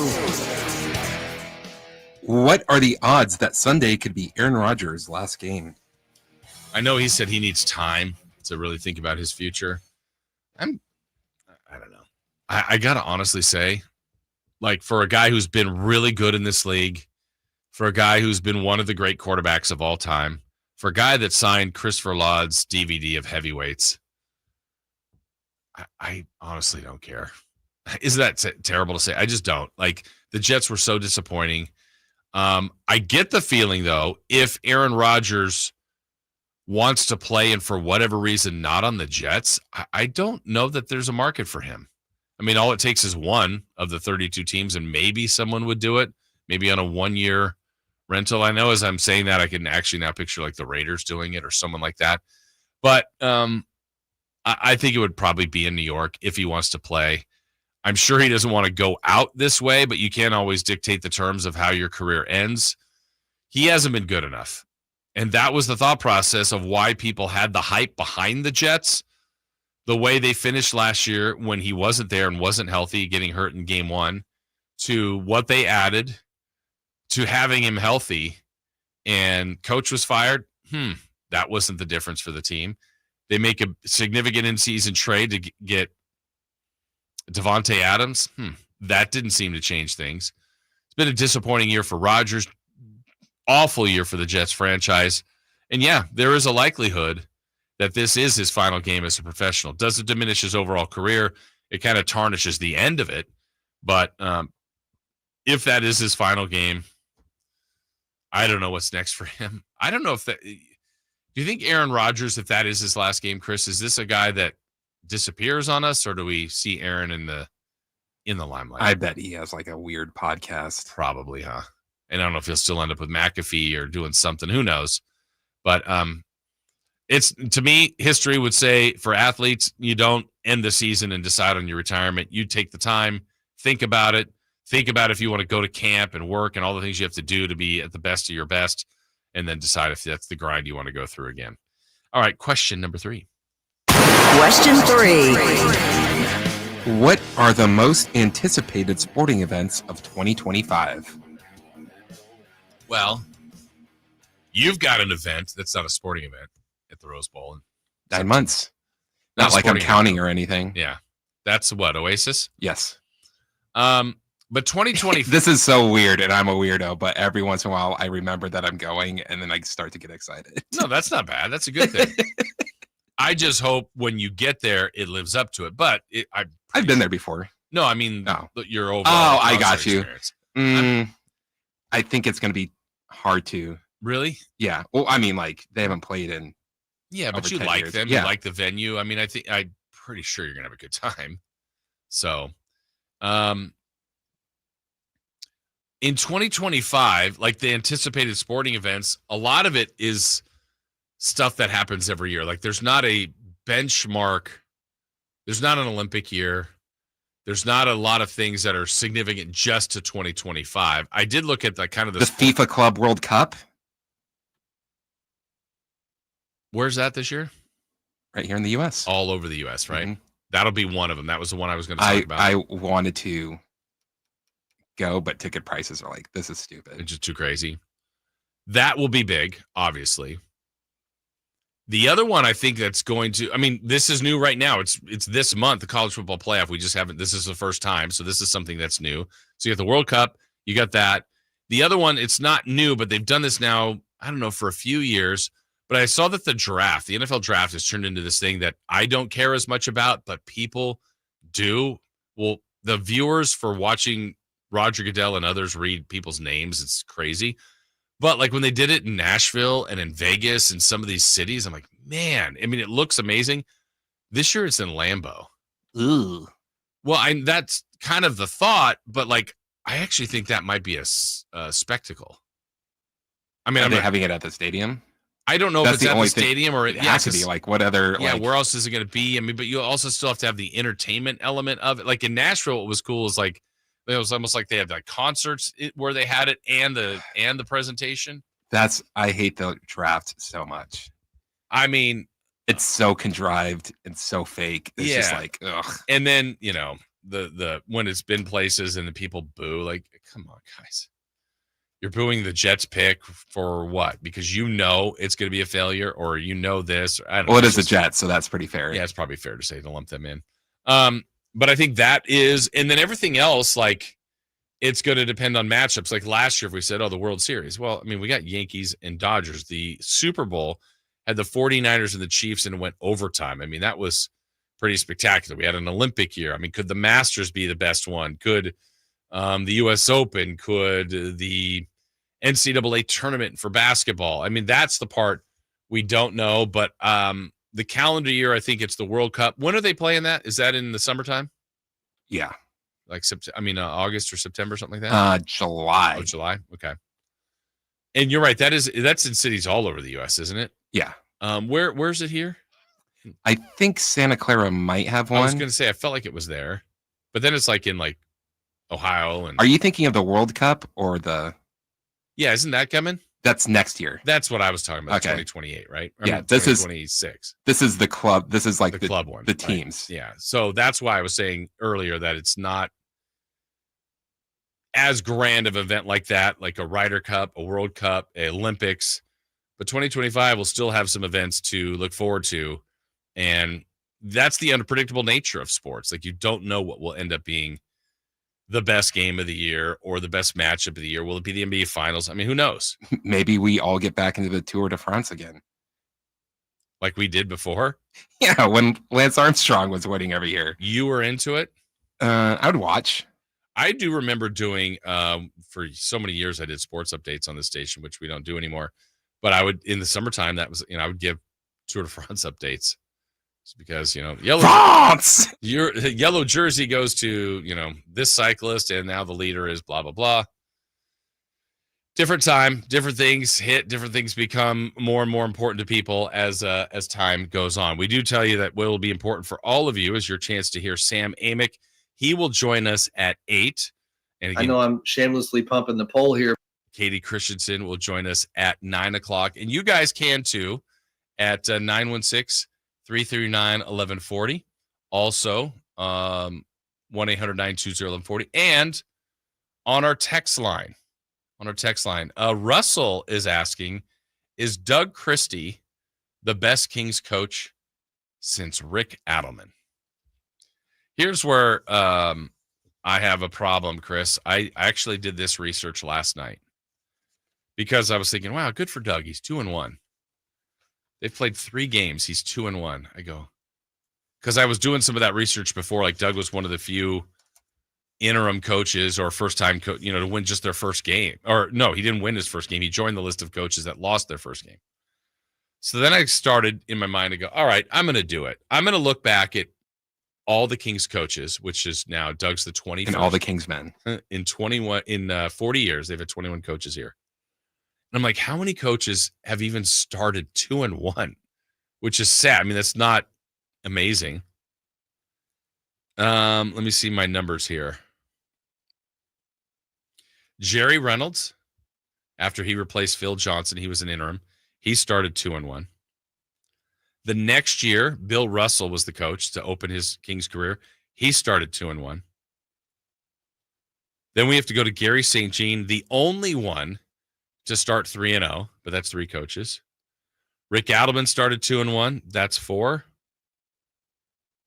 George Karl started 2-1. That's 5. Dave Yeager, 2-1. That's 6. Alvin Gentry 2-1, 7, and Doug Christie 8 of the 21, just 2-1. 2-1. Mike Brown famously started 0-4 and then got going. But Brown, Walton, Malone, Westfall, Theus, Musselman, Mata, Eddie Jordan, Rex Hughes, Phil Johnson, none of them. Just 2-1. But we'll take it. That's 2 wins for DC. Happy for him. Happy for the Kings. All right, break time for us. When we come back into the Kings. How did they get it done last night? What was the difference? And some post-game reaction to that Kings victory. All that straight ahead here on Sacktown Sports. The only place you'll find De'Aaron Fox is Sacktown Sports. Spins away from the defender, in the paint, soft floater. That's a great play by De'Aaron Fox. Hey, Sacramento, it's De'Aaron Fox, and you're listening to the home of the Sacramento Kings, Sacktown Sports. Your local sports leader. Hey there, Jason Ross here. New year, new opportunity for all of you out there to get acquainted, if you don't already know, the fantastic company right here in our local area, and that is the Overhead Door Company of Sacramento. Branding is important. That's why I want to tell you to look for the red ribbon logo when you're looking up the Overhead Door Company of Sacramento. And that's just going to signify their company, their greatness in 70-plus years in our area, just titans of this industry. And if you're looking this year, hey, you know what? We do want to improve our house. We do want to make something pop, something look a little different. And one way you can do it with significant upgrades, curb appeal, and just a feel good for you and a long-term investment in your home. How about replacing your old garage door for a brand new garage door? That greatest return on investment that homeowners can make. So if you want to work with the Overhead Door Company of Sacramento, you're working with a proven company, terrific people, and the product top-notch. Now, it's commercial, it's residential. However you want to help yourself, your business, you can do it with the great folks at Overhead Door Company of Sacramento. And we all like deals as well. Mention me, Jason Ross, or Sacktown Sports, and you'll receive $100 off your new garage door paired with a new garage door opener. So make your house pop, make your business pop, whatever the case may be. Feel good about your new garage door, and check out their showroom as well if you'd like. You can go to their website at ohdsac.com or call them at 916-421-3747. Overhead Door Company of Sacramento, the genuine, the original overhead door. Always look for the red ribbon logo. Wesley Financial Group is not a law firm. If you own a timeshare, don't miss this public service announcement from Chuck McDowell, founder of Wesley Financial Group. If you receive an unsolicited phone call or mail piece to discuss selling, renting, or especially canceling your timeshare, don't fall for it. If you really want out of your timeshare, hang the phone up immediately or throw that mail piece in the trash and contact your timeshare resort or Wesley Financial Group for assistance with your timeshare. As the only Inc. 500 timeshare cancellation company, our knowledge, experience, and results has made Wesley a trusted resource for over 40,000 families we've helped get out of their timeshare. Give us a call and I'll send you our timeshare exit information kit free with the straight facts about your timeshare and all of your options for cancellation. Call for your free info kit, 800-837-1919, 800-837-1919, 800-837-1919. California's largest sportsman's expo is back, January 16th at Cal Expo in Sacramento. Get discount coupons at Big O Tires and O'Reilly Auto Parts stores. Visit sportsexpos.com for locations, show map, exhibitor listing, and seminar schedules. Your life outdoors at the International Sportsman's Expo, January 16th through 19th at Cal Expo in Sacramento. More info at sportsexpos.com.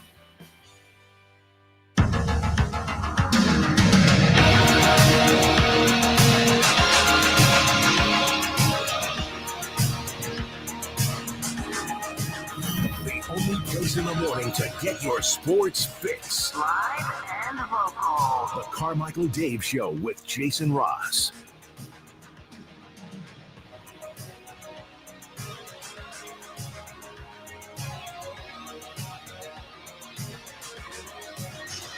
Lowry's inbounds pass stolen by DeRozan. He is immediately fouled.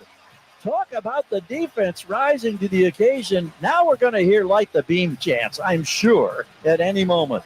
And we did. That was the G-Man on the call last night. 2 straight wins for the Sacramento Kings. They beat Philadelphia with an incredible 15-0 run to close out the game. More on that coming up here in a moment. Was asking for sporting events to look forward to in 2025.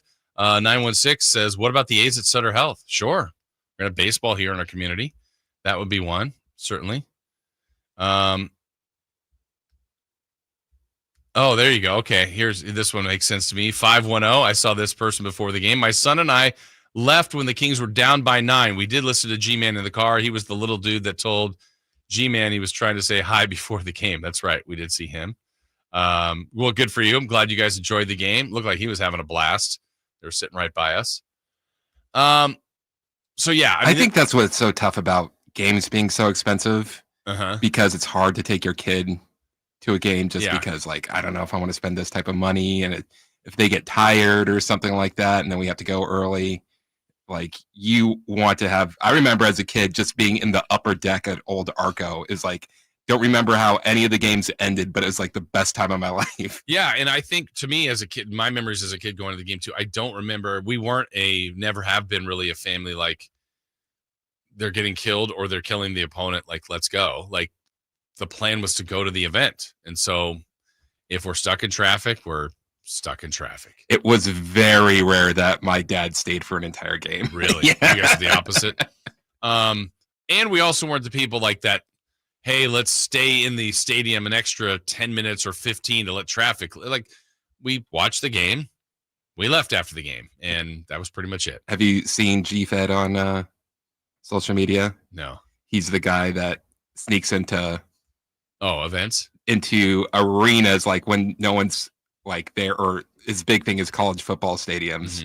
But his big thing is after the game to see how long he could stay in the arena without getting kicked out. Well, a lot of that is like anything, act like you're supposed to be there. And Yeah. It's like, oh, this guy looks important or she looks important or they're connected with somebody. I mean, why else would they still be here? So they leave you alone sometimes.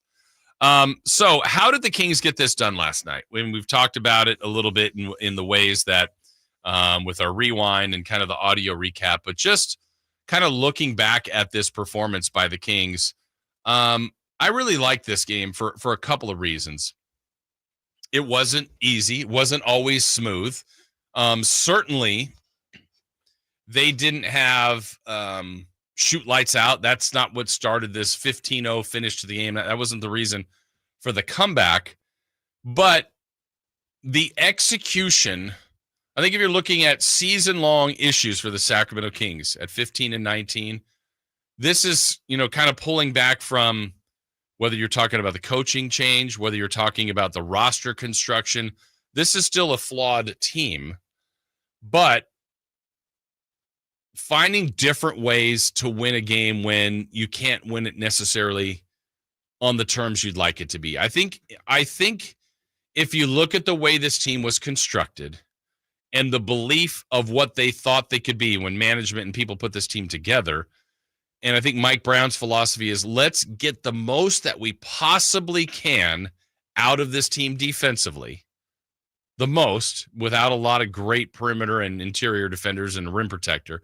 Let's get the most out of them and then be a pretty terrific offense that can shoot the ball, share the ball, and have a lot of weapons that in close games, Fox, DeRozan will bail them out and they'll win more of those than they lose. I believe that to be somewhat close to the belief of what they had. The reality was they're still small.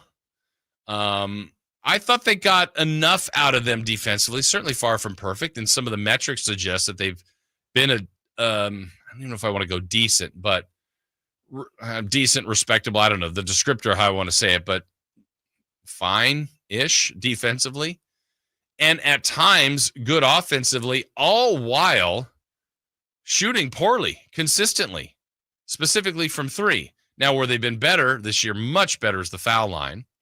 Assist numbers are still pretty good. Fox and Sabonis are doing kind of what we expected. At times, DeRozan doing what we expected. Monk into the starting lineup is given at times that surge that you're looking for. Bench depth is a concern. But the team hasn't shot the ball very well. That's been kind of universal. And so it hasn't quite fit to the narrative, I think, of what the team thought they had. So, and then the other part is the closing part of the games, right? The close games. And I don't know if it's been a take-turn mentality between, hey, look, we got two great closers in DeRozan and Fox. And I think there was one game earlier this year in Phoenix that I remember where they were down, had a double-digit fourth quarter comeback, and it was literally like, I think the last 18 points were either Fox or DeRozan. It was like, and they literally took turns, and it worked. It was beautiful. It's like, okay, this is Fox's time. They can't stop him. Now DeRozan's time because they're overplaying Fox, and it worked. It was perfect. But I can remember it once. So that hasn't played out to fruition as much as they expected. But last night, if you look at reasons and why it worked in the Kings' favor, is first and foremost, they did take advantage of Joel Embiid opting to be out of game one of this doubleheader. They got of the back-to-back, I should say. They got the Warriors tonight. I thought in the paint, the Kings did a good work there. They were, plus 14 in the paint. They continued to rebound well, won that battle 45-34, but got 14 offensive rebounds, including 9 by Sabonis. For them starting Yabusele, I thought Sabonis did a really good job of controlling him. I thought personally the Sixers were better when Drummond was on the floor, and the stats suggest that. But they went away from him late, and I don't know if it was to create more space for Paul George and more space for Tyrese Maxey. But on the perimeter, I said it earlier. If you missed it, I'll say it again.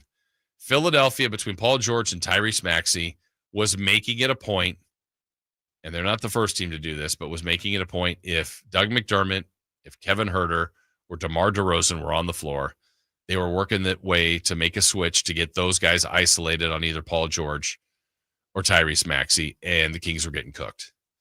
In that specific matchup, they did a much better job of trapping, double teaming, trying to get the ball out of their hands. And then personnel-wise, I thought they did miss Keegan because Keegan is another good perimeter defender. He could have been on some of those guys at times and in minutes. I know he's been missing his shots, but they didn't have him. So they started Keon, who was terrific. They played Lyles off the bench a lot. He was really good. In that comeback started with those guys on the floor when Huerter, when McDermott were back out, and DeRozan was out. So all three were off the floor at one point. I felt like that's when the defense improved. They brought DeRozan back. We just played the steal that he had, and one of his two, he ends up being defensive player of the game, ironically. But it was those two steals late. The team, in the last 8 possessions of the game, down by 9, 3.5 minutes to go, last 8 possessions, the Kings on defense forced 4 turnovers and 4 missed shots, 0 points. Clutch. The last 8 possessions of the game on offense, 4 of them resulted in baskets, 4 for 4 on shots taken. 3 of them resulted in getting fouled, 6 for 6 from the foul line. The 8th possession in there was a turnover. Almost flawless. Defense was perfect. Offense, close to perfect.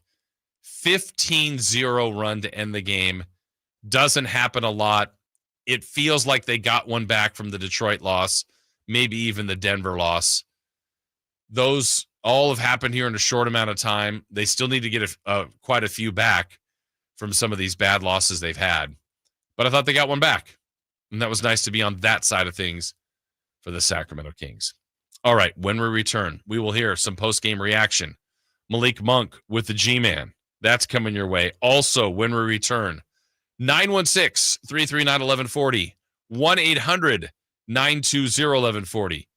Dial that number now if you are the first one to call in and correctly identify our Jiffy Lube drive of the game.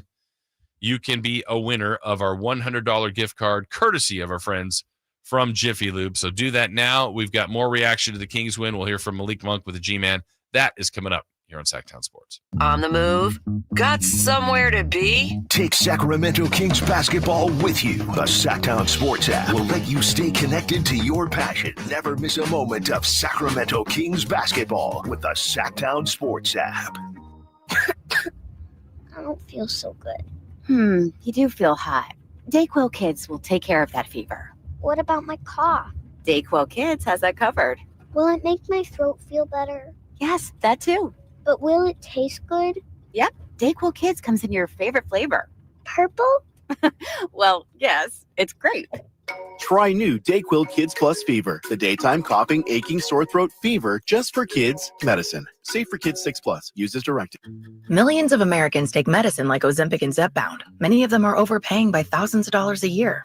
These GLP-1 medications for diabetes, weight loss, and more may not always be covered by your insurance, but GoodRx can help.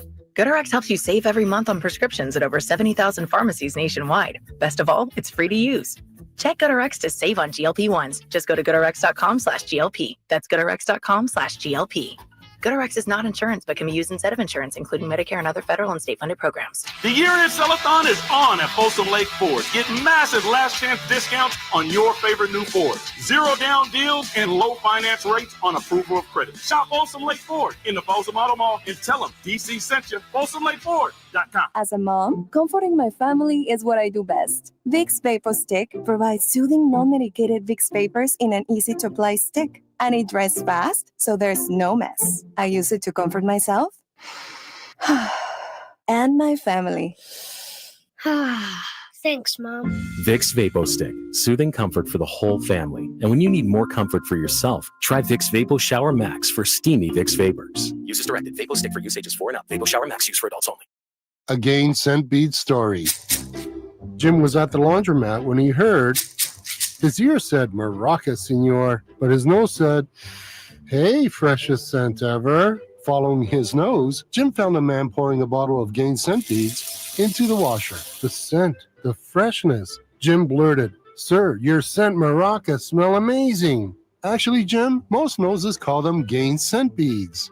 Try Gain scent beads. Way fresher than detergent alone. Malik Monk plays here. Started left, goes right, steps back, launches the three.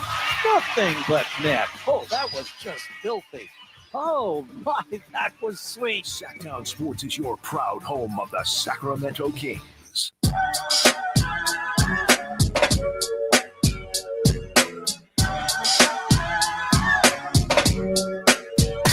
Carmichael Dave. He has very good sources, and he just kind of tells it as it is and gets to the point. Jason Ross. He has a lot of pretty smart things to say. He's good at what he does. On Sacktown Sports.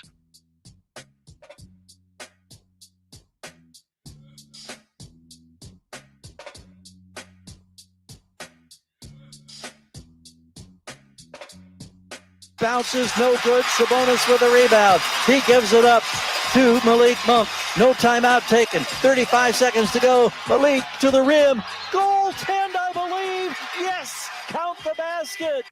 Count the basket, part of the 15-0 run over the final 3.5 minutes of the game for the Sacramento Kings as they come from behind. Another double-digit comeback as they beat the Philadelphia 76ers. 113-107, Philly 13-18. They really have turned it around after just a dreadful start. They get Golden State tonight. They will have Joel Embiid tonight, so the Kings took advantage of that. And Kings have today off as far as game action, then right back at it tomorrow night when they take on the Memphis Grizzlies. We'll do a ton of preview of that tomorrow. Still to come in this show, about 15 minutes or so from now, we will visit with Sam Amick from The Athletic, and then at 9, Katie Christensen, Kings television analyst, to join us. So lots to get to between now and then. I was talking in the last segment about kind of the subtleties and some not so subtle on why the Kings were able to win that game yesterday. Really, it was the execution late, which I think has been, amongst all the things, the biggest surprise to me has been the consistent lack of shooting. I mean, consistently, they've been a bad shooting team. I thought, there's always stretches. There's always bad games. That's an obvious thing that happens in an 82-game season. But we're almost halfway through, and the amount of times they've shot well from three is a short list of games. It really is. And so this team continues to shoot poorly there, get outshot from three, can't stop them, can't make them. So that's done a lot of damage in a day and era where threes are at a premium, and most teams are thriving on that. So they're missing out on that. And then the other part is, it's a veteran group. This team has played a lot of games together. Yeah, they insert DeMar DeRozan, but I mean, last night, Keon, DeMar, Sabonis, Monk, Fox, Herter, Lyles, and Len played the, most minutes. Throw in McDermott. He's a veteran. This isn't a young team. This isn't a team that hasn't played a lot of games together, meaningful and non-meaningful. So the execution. We all hear the radio ads about the IRS. They tell you to be afraid, to be. The execution late has been a head scratcher for me. Why they haven't been better at that? Why are they 3-11 in games decided by 5 points or less? And I think of all the things, of all the flaws they've had, of all the things that have gone wrong, that's the one thing that probably troubled Mike Brown the most. I'm sure will trouble Doug Christie if it continues. And that's the thing that probably has to change. I told you earlier in the week that, numerically, there's some things that suggest the Kings could turn this around. Where they're ranked offensively, where they're ranked defensively, where they are in the overall point differential. They're the only team with a losing record that has a positive point differential. So they've scored more points than they've allowed. Again, things that don't add up for a team that was 6 games below 500, now 4, but still 12th. I mean, they're not in the mix. So that has been part of the struggle to understand why this has been the case for the team, why they haven't been able to close games out. But they did yesterday, 15-0 run, and afterwards, the G-Man, Gary Gerald, caught up with fan favorite Malik Monk. Malik Monk is on a headset down below. G-Man, what up? Hey, you tell me what's up. How about that last 3.5 minutes? Oh, yeah. DC told us we had to lock in. It's winning time. And when he say it's winning time, that means we got to lock in on defense and offense, make the right plays, and scramble for each other on the defensive end, and that's what we did. With 3 minutes and 10 seconds to go, you're down 9 points in this ball game. You close it out with 15 unanswered, and the defense was just superb. What kind of satisfaction does that give you? Oh, great. It's a huge satisfaction, G-Man, because we usually be on the opposite side of this. So I'm glad we got it to turn it around and close the game out. And as it turns out, the margin of victory ends up being 6 points. So it doesn't go in that dreaded column where the Kings are, 3-11? 3-11. Decided by 5 points or less. Yes, sir. Any way you cut it, how good does it feel to just win consecutive ball games for the first time in about a month? Oh, yeah, especially at home. It's great. It's great to do it at home. We've been slipping at home. We knew that. It's always great to start out the new year with a win, G-Man. In this game tonight, we were talking, Malik, about how much of a grind it was, particularly late third throughout most of the fourth quarter. And do you sense that? Because I know you're a team that wants to get in transition. You want to run. You want to get knocked down threes, but it wasn't happening. Yes, sir. It's like a playoff. It's like a playoff game in the last 3 minutes. That's what DC tell us to look at it like a playoff game. And that's the focus we got to have when the playoffs. So, yeah, that's what we did. I'm glad we got the win, G-Man. Happy New Year. Happy New Year to you, Malik. Yes, sir. Enjoy that locker room. Yes, sir, I will. I love Malik. He's just something else. He's so likable, so fun, so much energy. He's a little bit wild at there at times, but that's what you get. That's part of the fun, part of the charm. And, he's even an example of the game. Look, Malik's as good of a shooter as this team has. 0 for 5 from 3.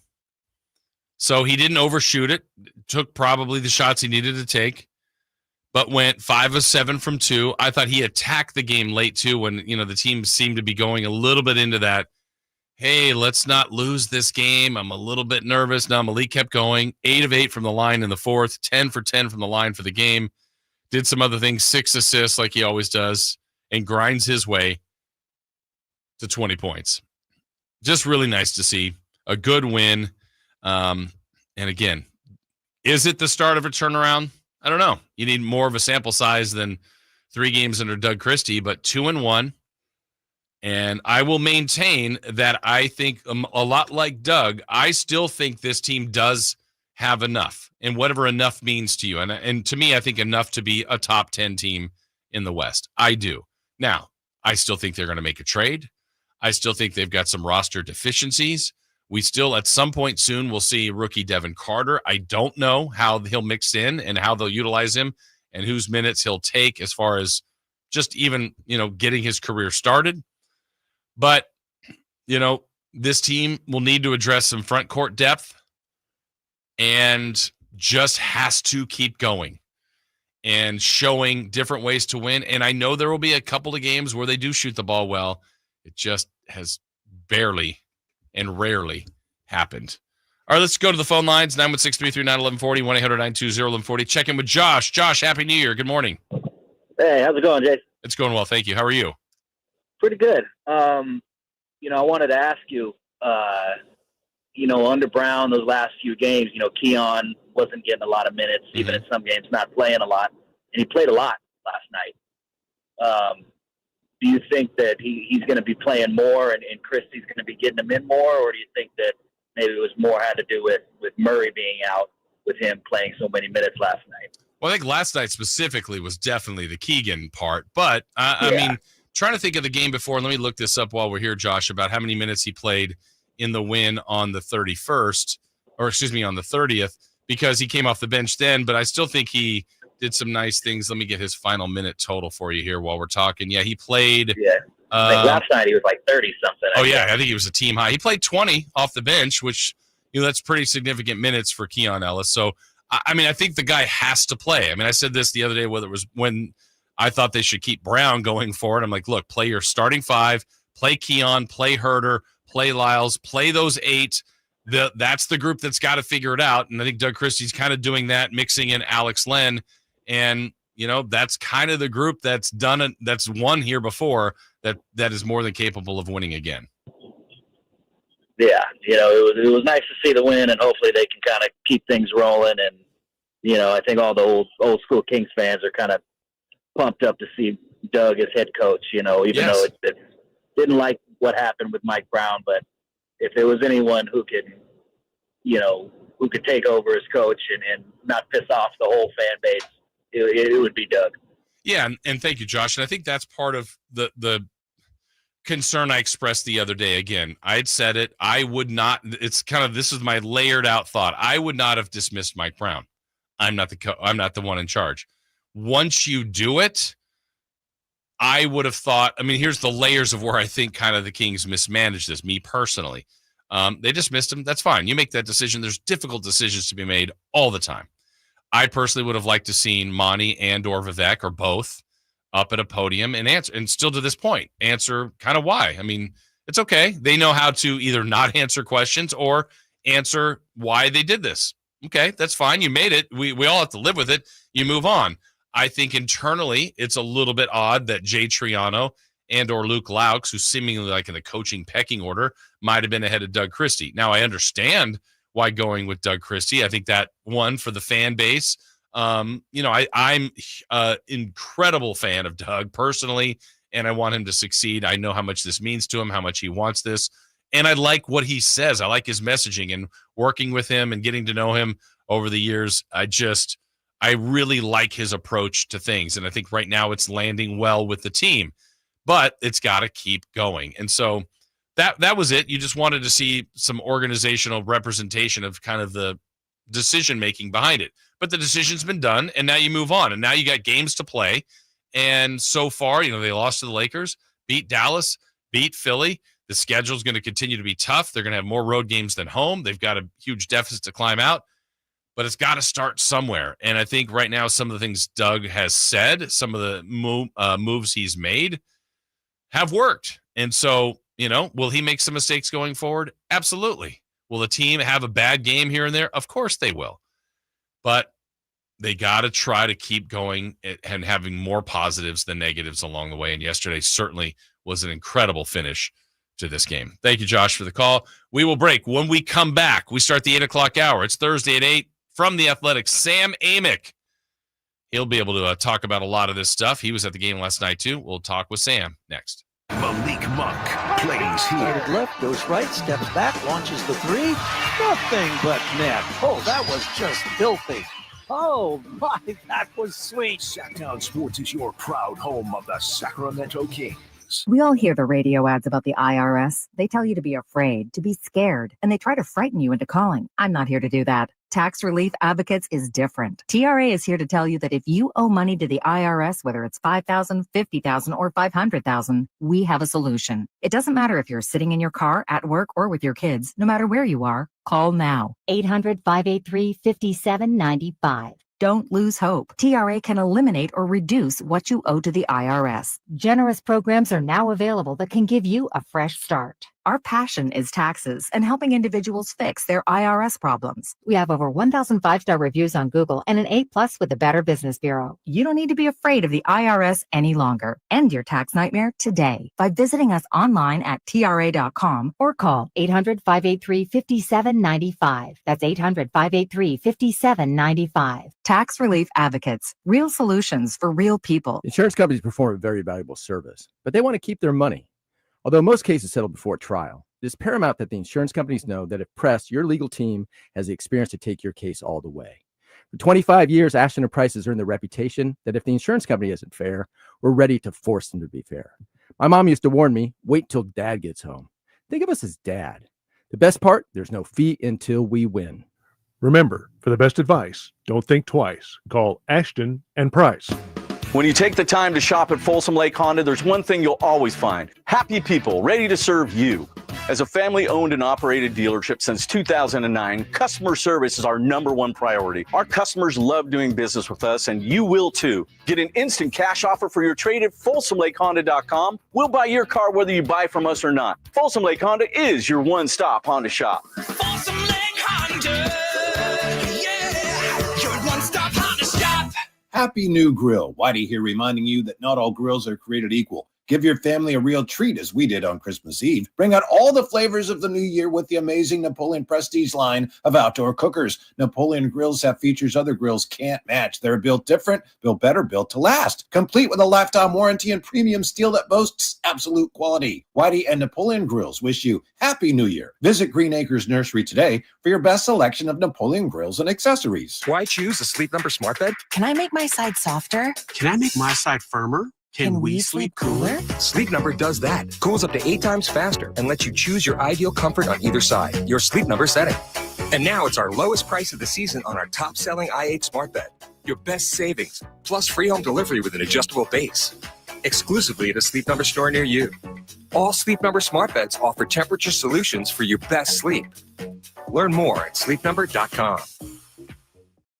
This holiday season, Capital One reminds you to give yourself the gift of 1.5% cash back with the Capital One Quicksilver Card. Can I earn 1.5% cash back on birds? Birds?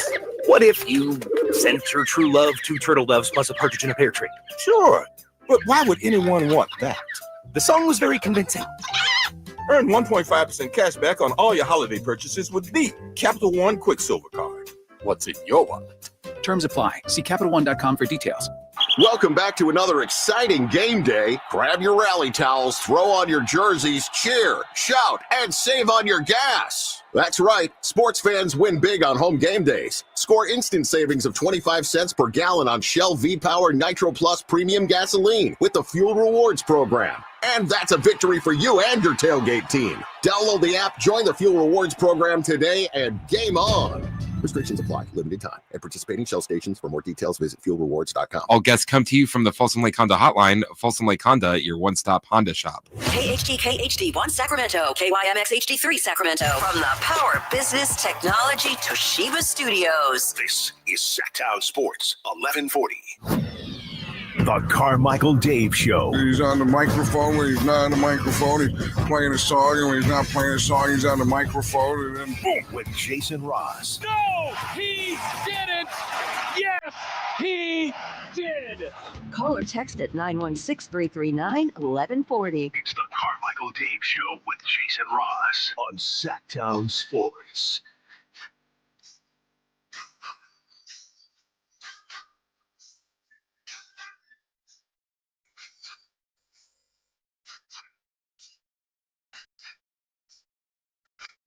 All right, we begin the 8 o'clock hour. Happy New Year to everyone. Jason Ross, Christopher Laud, Carmichael Dave back with us on Monday. Kings close out 2024 with a win, begin 2025 with a 15-0 run to close it out and beat the Philadelphia 76ers. That's 2 in a row. How about that? After losing 6 straight, Coach Brown being dismissed, Doug Christie stepping in as interim head coach, and lots of things going on regarding the Sacramento Kings. It is Thursday at 8. That means our chance to check in Sam Amick from The Athletic, brought to you by our friends at Jiffy Lube. Sam, Happy New Year and good morning. Happy New Year, Jay. Good morning, my friend. Long time no see. Yes, we are both late night last night. I know it's part of your deal, but you're good. You're rested. You're ready for a good 20. We are good. We are good. The rested part is questionable, but we're good to go. Well, we're glad to always to have you on. You give such amazing intel to Dave and I every week, and to a ton of your subscribers and people that read your amazing stuff. You have a fresh, and it's not the presses anymore. How would you describe it? Off the digital internet? I don't know. I'm old school, man. Let's just pretend there's still like a big old printing press and, and folks kind of working the levers. I'm good with that. Speaking of that, did you ever write a story? And I don't think you did, but did you ever write a story on a typewriter? No. Wow. What a question. If we're going old school, I know, we've all been around computers, but I'm trying to think, was there an early days Sam Amick going? The closest there was to that, the B used to have what were called Coyote computers, and they were very basic, like almost MS-DOS type systems. They were computers, but they were about as bare bones as you get. But no typewriters. I was beyond that generation. Okay, good. Well, you do have a fresh off the presses piece at The Athletic about the Kings, really, and De'Aaron Fox and his future. And I kind of want to go back in order, because I remember last Thursday talking to you, the Kings did have that awful loss to Detroit, and or maybe they had not had that yet. I don't know. Timetable's all a blur here, Sam, but they were in a bad way. They had a bunch of losing a streak going, a bunch of losses in a row, I should say. And I'd asked you, is Monty's seat hot? Is Mike Brown's seat hot? And at the time, kind of your reference was, look, there's not a lot of talk about replacements. That's kind of where this starts. And then boom, not long, the next day, Mike Brown dismissed. So I guess I want to backtrack to start there. That decision, I guess by now we've lived it, but did that surprise you? Yeah. Why the heck would anybody believe anything I say after that? Yeah, it was that morning. If I have the timing right, we talked Thursday morning. They lose to Detroit Thursday night. It was ugly. Obviously, Fox had a bad finish. Mike Brown is really candid after the game. The rest is history. You know that story. Yeah, it did surprise me. Even Friday morning, I was actually like Vivek Ranadive. I was also out of town, and I was on the phone. Because of how bad that loss was, I checked in with a few people that morning to basically say, is there any chance that something happens here? And both inside the organization and people tied to it from out early on that day didn't have a whiff of it. Now the ones in the organization, obviously, we're not the ones making the decision. So I was surprised by it. Now you obviously start learning more about what went down and how much angst there was, and here we are. But I was pretty shocked. Yeah, and I think immediately when it happens, all it can lead to is speculation. Who did this? Why did it happen? And I know something you've brought up, I've been critical of it too, was, look, these decisions can be made. They will be made. They'll continue to be made across organizations in this league. But I'm a little stunned and surprised and probably bothered that either Vivek and or Monty hasn't been in front of you, me, whoever out there to kind of explain their thought process of this. Yeah, I think that's fair. It's funny because admittedly, this is the human component of our jobs. I wake up on a day like today and I publish a column like the one I published, which is, essentially saying De'Aaron Fox didn't do this. And somebody besides De'Aaron Fox needs to say that. Now, when I published it, I'm thinking that I'm sure the Kings or some of the fans are going to be like, all right, we just won 2 in a row. Why you got to be Debbie Downer? But the bigger picture here is much more important, in my opinion. And the lack of transparency that you are hitting on, I think, is not only an issue. It's their prerogative, but to me, as somebody who, a big part of my job is to kind of read the room and assess the way people move, it's pretty revealing. Like, you don't, when you feel, what's the word I'm looking for? When you feel firm in the decision that you made and you know why you made it, then you're not afraid to stand in front of the world and talk about it. The Kings, and I'm just going to focus on Vivek. He runs the team. He's got an incredible amount of influence. And honestly, I think a fairly unhealthy way of impacting people who work for him because of the culture that, unfortunately for the fans, has not, gotten as to a healthier place. It has gone up in recent years. And now we are seeing that some of those old habits die hard.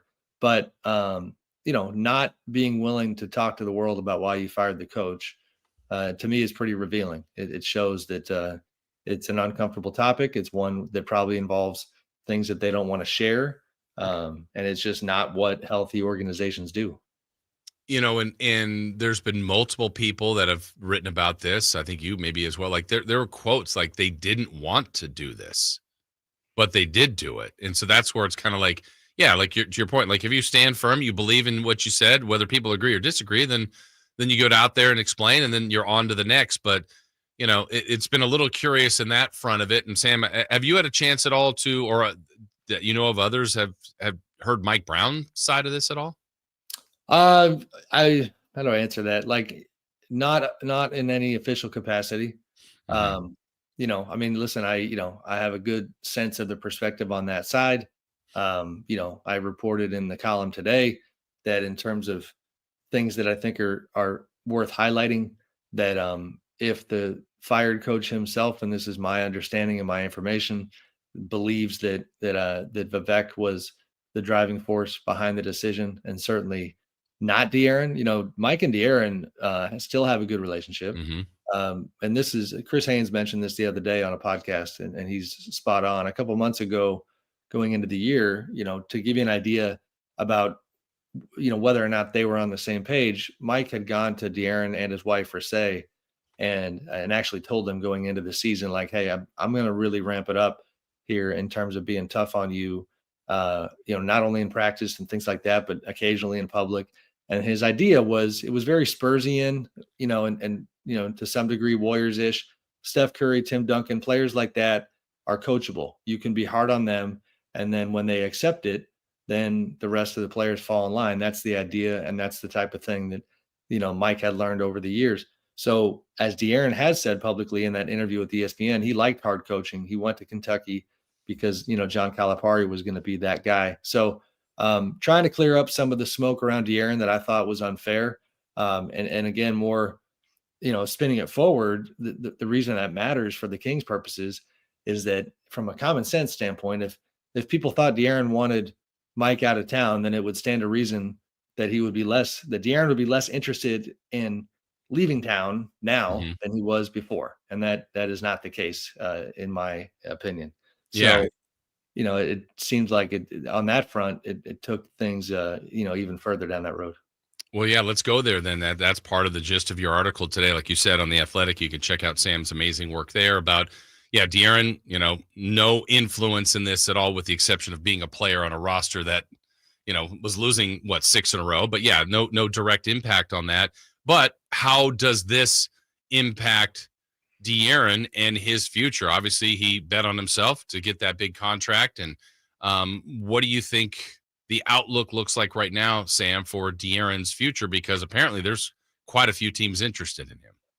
Yeah, first of all, you can always tell how real a star player situation is by how the other teams are moving, and other teams are getting intel, one way or another, that he, that there is an element of like open for business to at least discuss possibilities, kind of behind the scenes. Now the Kings are not taking any phone calls on De'Aaron. They're shutting those types of things down. They're trying to improve the team right now.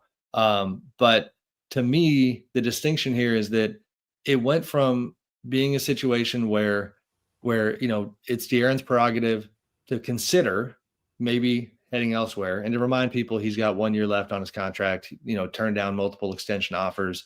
If he doesn't take, as expected, if he doesn't take the extension this summer, if he's still here, then, the Kings would be under a lot of pressure to move him so they don't lose him for nothing. So that's the backdrop. But to me, Jay, it went from being a situation where you could understand his frustrations, 1 playoff berth in 7 seasons, all those things that he's within his own kind of reason to feel.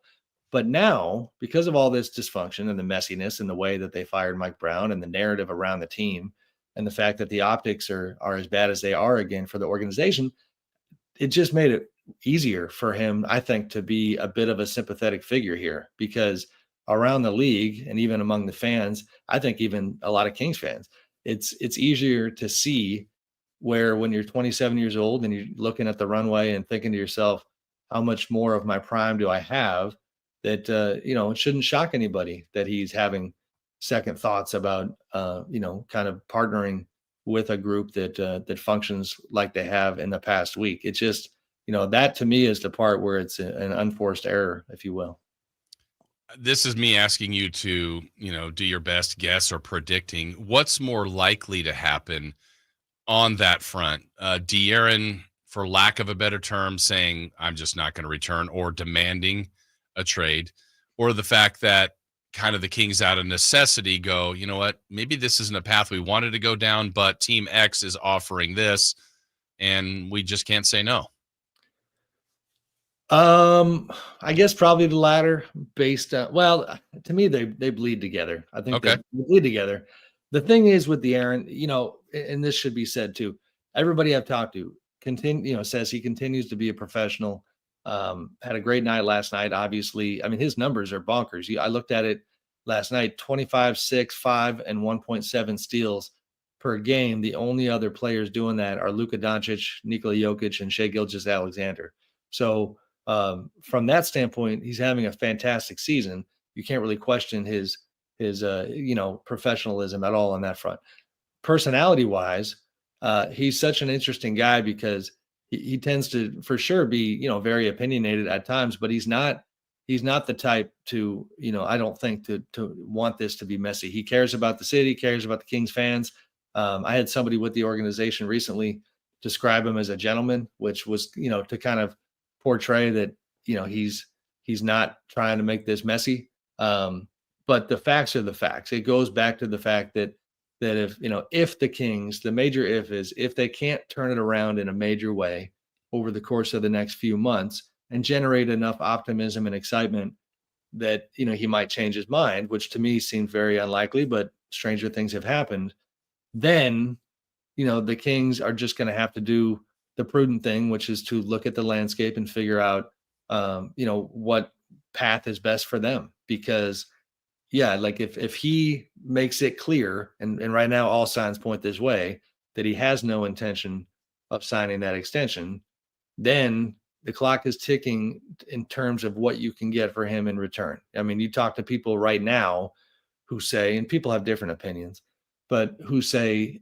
that it behooves them to get ahead of this right now, because the more the pressure rises, the more that other teams believe that they're in a pinch and know that they're in a pinch, then, the price goes down and you get less in return when you finally make that move. But that's the tough road ahead that they're facing. So just hearing that, I mean, that sounds more like, the trade deadline's what, 5 weeks away? Is this more of a, if it's a, is this an off-season thing then, still with that year to go after that? Some teams think that's the case. I think it's been volatile enough that I wouldn't be shocked. I mean, if they, I'm just spitballing here, if they drop 3-4 in a row and it was looking hopeless again, these last two games are good, but let's also not kid ourselves. They beat Dallas without 3 stars, and last night there was no Joel Embiid. So I tend to think, this is just me talking, that like it's just easier for everybody involved to do it in the summertime. Not only the Kings getting a chance to see what this team can do, it's pretty uncomfortable to raise your hand mid-season and say, I want to go. And that doesn't mean it won't happen, but that makes the player the bad guy most of the time. And it's very public, as opposed to, at least in the summer when stuff like this goes down, you're reading about it in the media, but you're not physically seeing these people in the arena. On top of that, Jay, the teams that have interest in him, like let's look at San Antonio, for example, and there's a lot of noise about, them really looking hard at this, and De'Aaron potentially having an interest there. They're trying to see what Victor Wembanyama can do with Chris Paul and Harrison Barnes right now. They've got some momentum. I haven't connected with them on this question, but I can't imagine that they're, excited about the prospect of having to get all their ducks in a row in the next 5 weeks in order to get a player like De'Aaron. To me, it's the transition would be easier in the summertime. And that goes for, I think, most of the teams. But it's pro sports, so who knows what happens. Yeah, and this is also fluid, right? I mean, like you said, if things turn around in a substantial way, certainly that'd be exciting, but you also can't get carried away with the 2 wins that they just had. But, kind of the optics of the move that they made and dismissing Mike Brown, one of my thoughts, Sam, was that, teams make those moves, and a lot of times it's with, handful of games to go, 15 to go, and you're just like, let's just finish out the year. Let's kind of see what we've got and reboot and start fresh. To me, my feeling was this organization has always felt they've got enough and they should be winning more than they are. And you make this move to try to still salvage this year. So kind of with that as a backdrop, would there be more additional pressure on the front office to add to De'Aaron instead, or add to this roster to, one, try to improve the record, and two, to maybe entice De'Aaron to, even though he hasn't expressed an interest to leave, but to try to entice him to stay? Yeah, they want to add for sure. In fact, I'm a little confused by, even internally, there's just mixed messaging. This kind of goes back to the culture question is like, you can't have some people, I mean, yes, you're going to have different opinions, but some people acting like this roster is ready-made and good to go, and that the coach was the problem. And then others who are in positions of power admitting like, no, we need to make some moves. We have some holes, back up 5, 2, 3, 4, like they're looking. That is where there's a lot of nuance with this situation, because I do think, to the front office's credit, you mentioned that ESPN story and the quote about nobody wanted to fire Mike. Mm-hmm. I'm just being honest with you. That is 100% the spirit that I've gotten from that side. And with that in mind, there is an acknowledgement that they need to get better. And so I wrote about Cam Johnson in this piece, and the fact that, Brooklyn and the Kings have had pretty extensive talks on that front. I think, the Nets asking price is still too rich for the Kings' blood.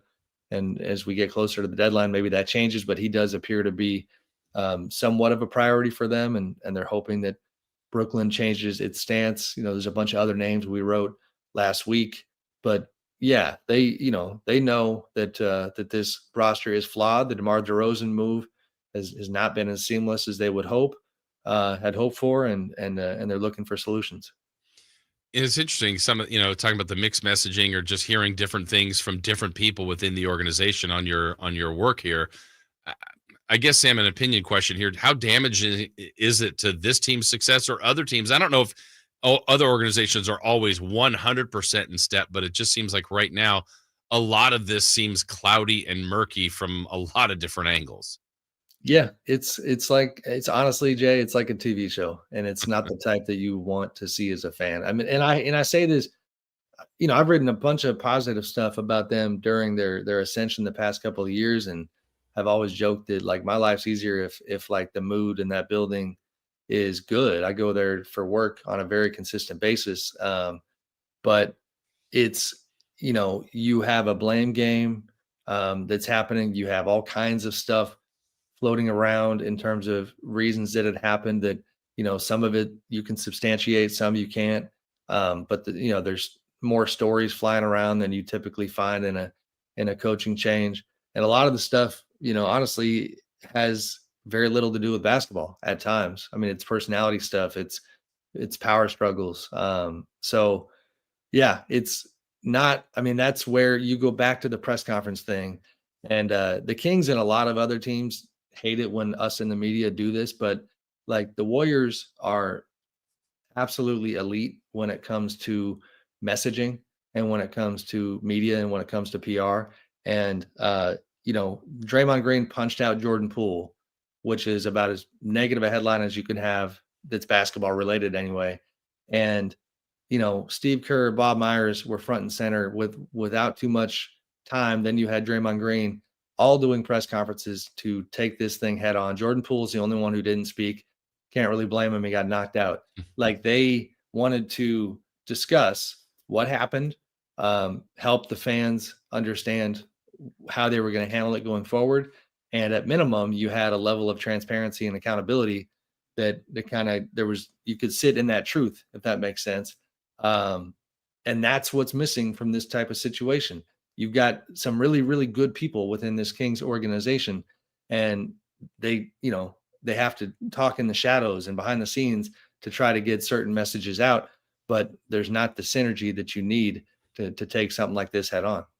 Was there to your knowledge, any pushback, internal debate on going with Doug Christie? I totally get it. Fan favorite. I'm a huge fan of Doug, but Jay Triano had coached in this league. Luke Laux is a up and comer. Any word or any pushback on kind of the pecking order of how they did things there? I mean, it's certainly in coaching circles, that's a big time question. I don't know. I can't answer that with a ton of specificity, other than it does feel like there is a vibe, if you will, with the coaches who are more closely aligned with Mike Brown than somebody like Doug, who has a longer history that is more King centric with the organization. You and I both know, we weren't surprised at all when it was Doug, because this has been an idea that they've had for a while, going back to Alvin Gentry taking over for Luke Walton. Doug was in the running at that time. He's a fan favorite. He's an organizational favorite. And one that, my understanding is that Vivek, even before the Mike Brown firing, was trying to find ways to elevate Doug's role, that he is a Doug fan. So, but yeah, Jay's a former head coach, former national team coach for the Canadian team, and a guy with a ton of respect. And he's got every right to feel like he got leapfrogged here. And to his credit, seems like all of the entire staff continues to try to help Doug and help the team and do their thing and move forward. But yeah, I mean, that's counterintuitive in terms of resume to go the way they went. I think you said it perfectly, Sam. This is a TV show, and it's ups and downs and dramas and twists and turns. And, 2 wins, 2-1 under Doug Christie, 2 wins that they basically had to get.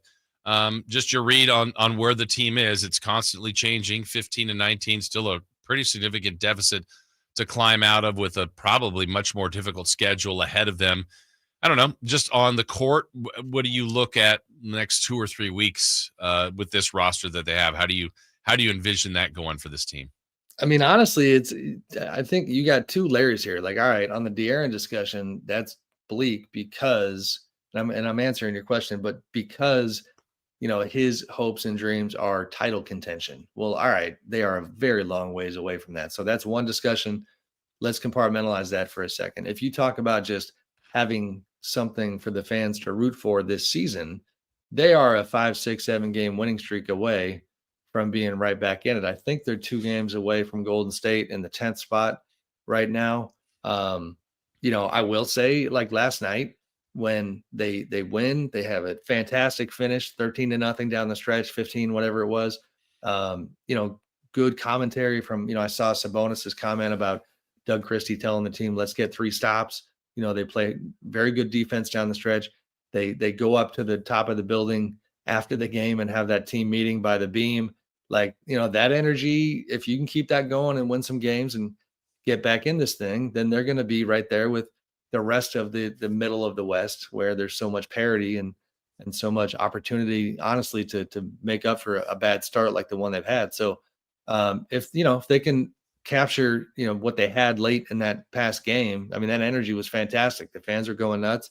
That's what they should be hoping for. And Doug is, to his credit, one of the reasons that they wanted him in that position was his positivity and his spirit and the way that he approaches the job. And obviously there were some who felt like Mike Brown's commentary on the team had become, too consistently, cutting and tough with his commentary. So there's a little contrast, and we'll see if Doug can push it in the right direction, but it's going to be an uphill climb.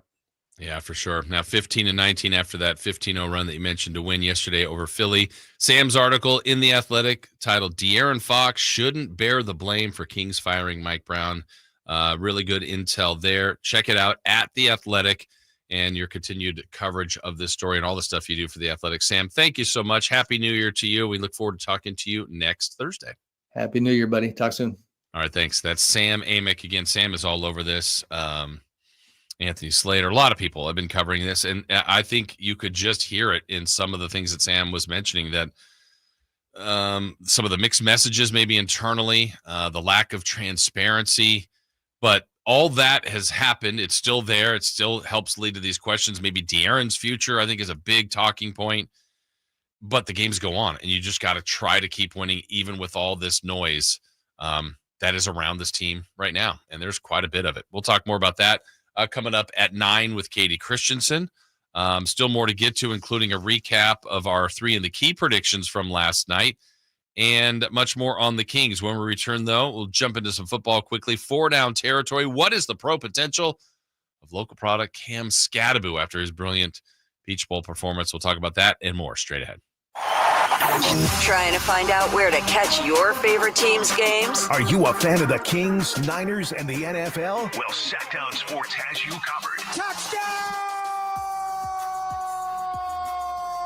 San Francisco! It's all on his shoulders. Fox rocks. He fires for the win. He's got the triple. Catch all your Kings, Niners, and NFL games all year long on Sacktown Sports and SacktownSports.com. Coach Doug Christie here for your truck headquarters, reminding you that every deal at Folsom Lake Ford is a slam dunk. Shop all your favorite models on sale now, including America's best-selling truck for over 47 years, Ford F-Series, plus a huge selection of Broncos, Bronco Sports, and all of Ford's award-winning SUVs at FolsomLakeFord.com. Listen, I know a great play when I see one, and if you want to save on a new Ford, you gotta drive the lane straight to Folsom Lake Ford in the Folsom Auto Mall. Right now, buy any new Ford with 0 down on approval of credit. Save big with low interest financing, and Folsom Lake Ford always pays top dollar for your trade. So hurry to Folsom Lake Ford, a 6-time Triple Crown winner for sales and service excellence. That's why they're my trusted dealer, and they should be yours too. Tell them Coach Doug Christie sent you, or shop them online at FolsomLakeFord.com. On the move? Got somewhere to be? Take Sacramento Kings basketball with you. The Sacktown Sports app will let you stay connected to your passion. Never miss a moment of Sacramento Kings basketball with the Sacktown Sports app. Hey, it's Carmichael Dave coming to you from my good friends at American Energy. Look, it's already cold outside. It's only going to get colder. American Energy wants to help you stay warm and make sure your system is operating safely. So right now is the time to take advantage of the $49 tune-up inspection. Normally $119, $49 right now, and that includes a full safety and duct inspection. And check it out. If your system's over 10 years old, and I'll bet it is, the tune-up, yeah, it's free. It's free from a company that's been in business since 1981, serving the greater Sacramento area. A+ Better Business Bureau. Check their Yelp, check their Google reviews. Don't take my word for it. Give them a call right now. $50 off your first recommended repair. If you need a new furnace, half off the price of a new unit. Check them out at theaeway.com and tell them Carmichael Dave sent you.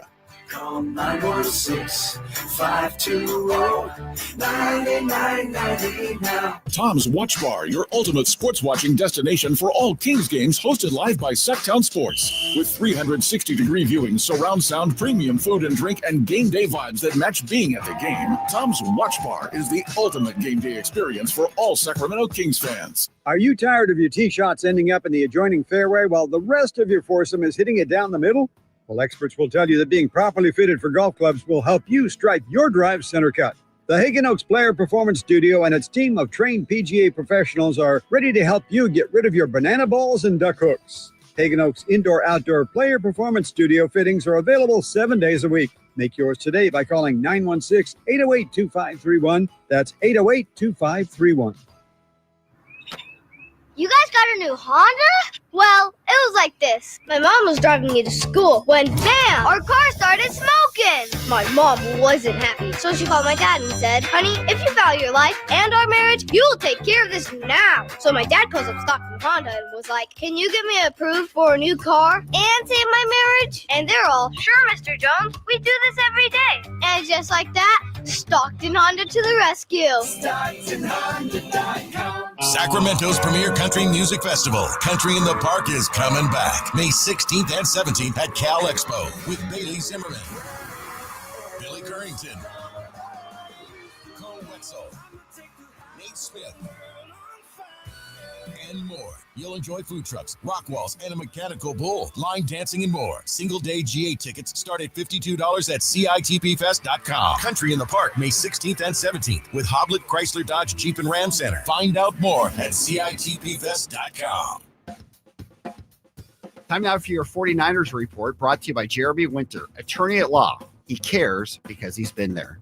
Brock Purdy injured his right elbow with just under 2 minutes to play in the Niners' 40-34 loss to Detroit on Monday night in Santa Clara.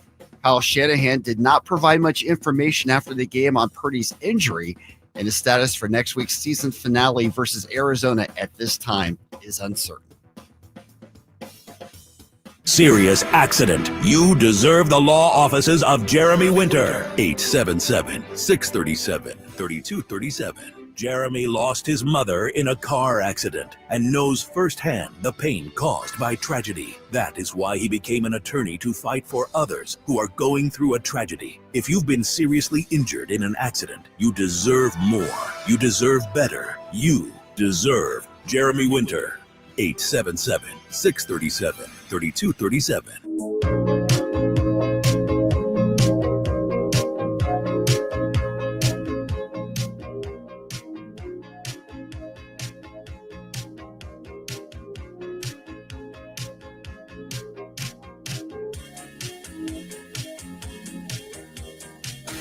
Carmichael Dave Show with Jason Ross. Call or text at 916-339-1140. On Sacktown Sports. Lowry's inbounds pass stolen by DeRozan. He's immediately fouled. Talk about the defense rising to the occasion. Now we're going to hear light the beam chants, I'm sure, at any moment. They did light the beam. The team went up to the beam. Pretty cool, and that's what Sam Amick was just talking about. If you heard our great conversation with Sam from The Athletic, check out his article and all the articles he's been writing about the Kings here lately in this drama-filled couple of weeks here for Sacramento. But, you know, he talked about if this team can kind of continue the same energy that they've got right now, the mood that they had. No, not that energy, not that energy. But the mood that they had after the win last night where they went up to the roof, Doug brought everybody up there, and they honored DeRozan as the defensive player of the game. They were right there by the beam. And like I said earlier, if you haven't seen it, it's a really cool image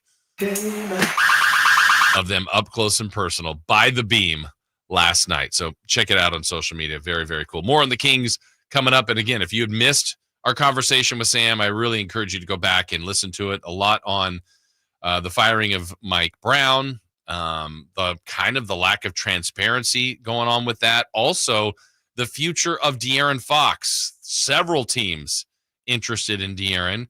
I don't think there's a pressing desire for the Kings to move him. I would say, if anything, it's probably to add to this roster to try to make it a better run this season, and certainly to try to please anybody on the team, De'Aaron, DeMontis, everybody going forward. But, you know, the way the season has gone, if it continues kind of in this realm, or even if it gets a little better and it's a quick exit in a play-in or a playoff, could the teams elect to look at moving De'Aaron? I think some other teams are hinting that they'd be interested, that's for sure. So something to watch as we go forward. But it is time right now, 4 down territory. Another reminder, too, Katie Christensen coming up at 9 o'clock. Let's get 4 questions here. Start with first down in 4 down territory.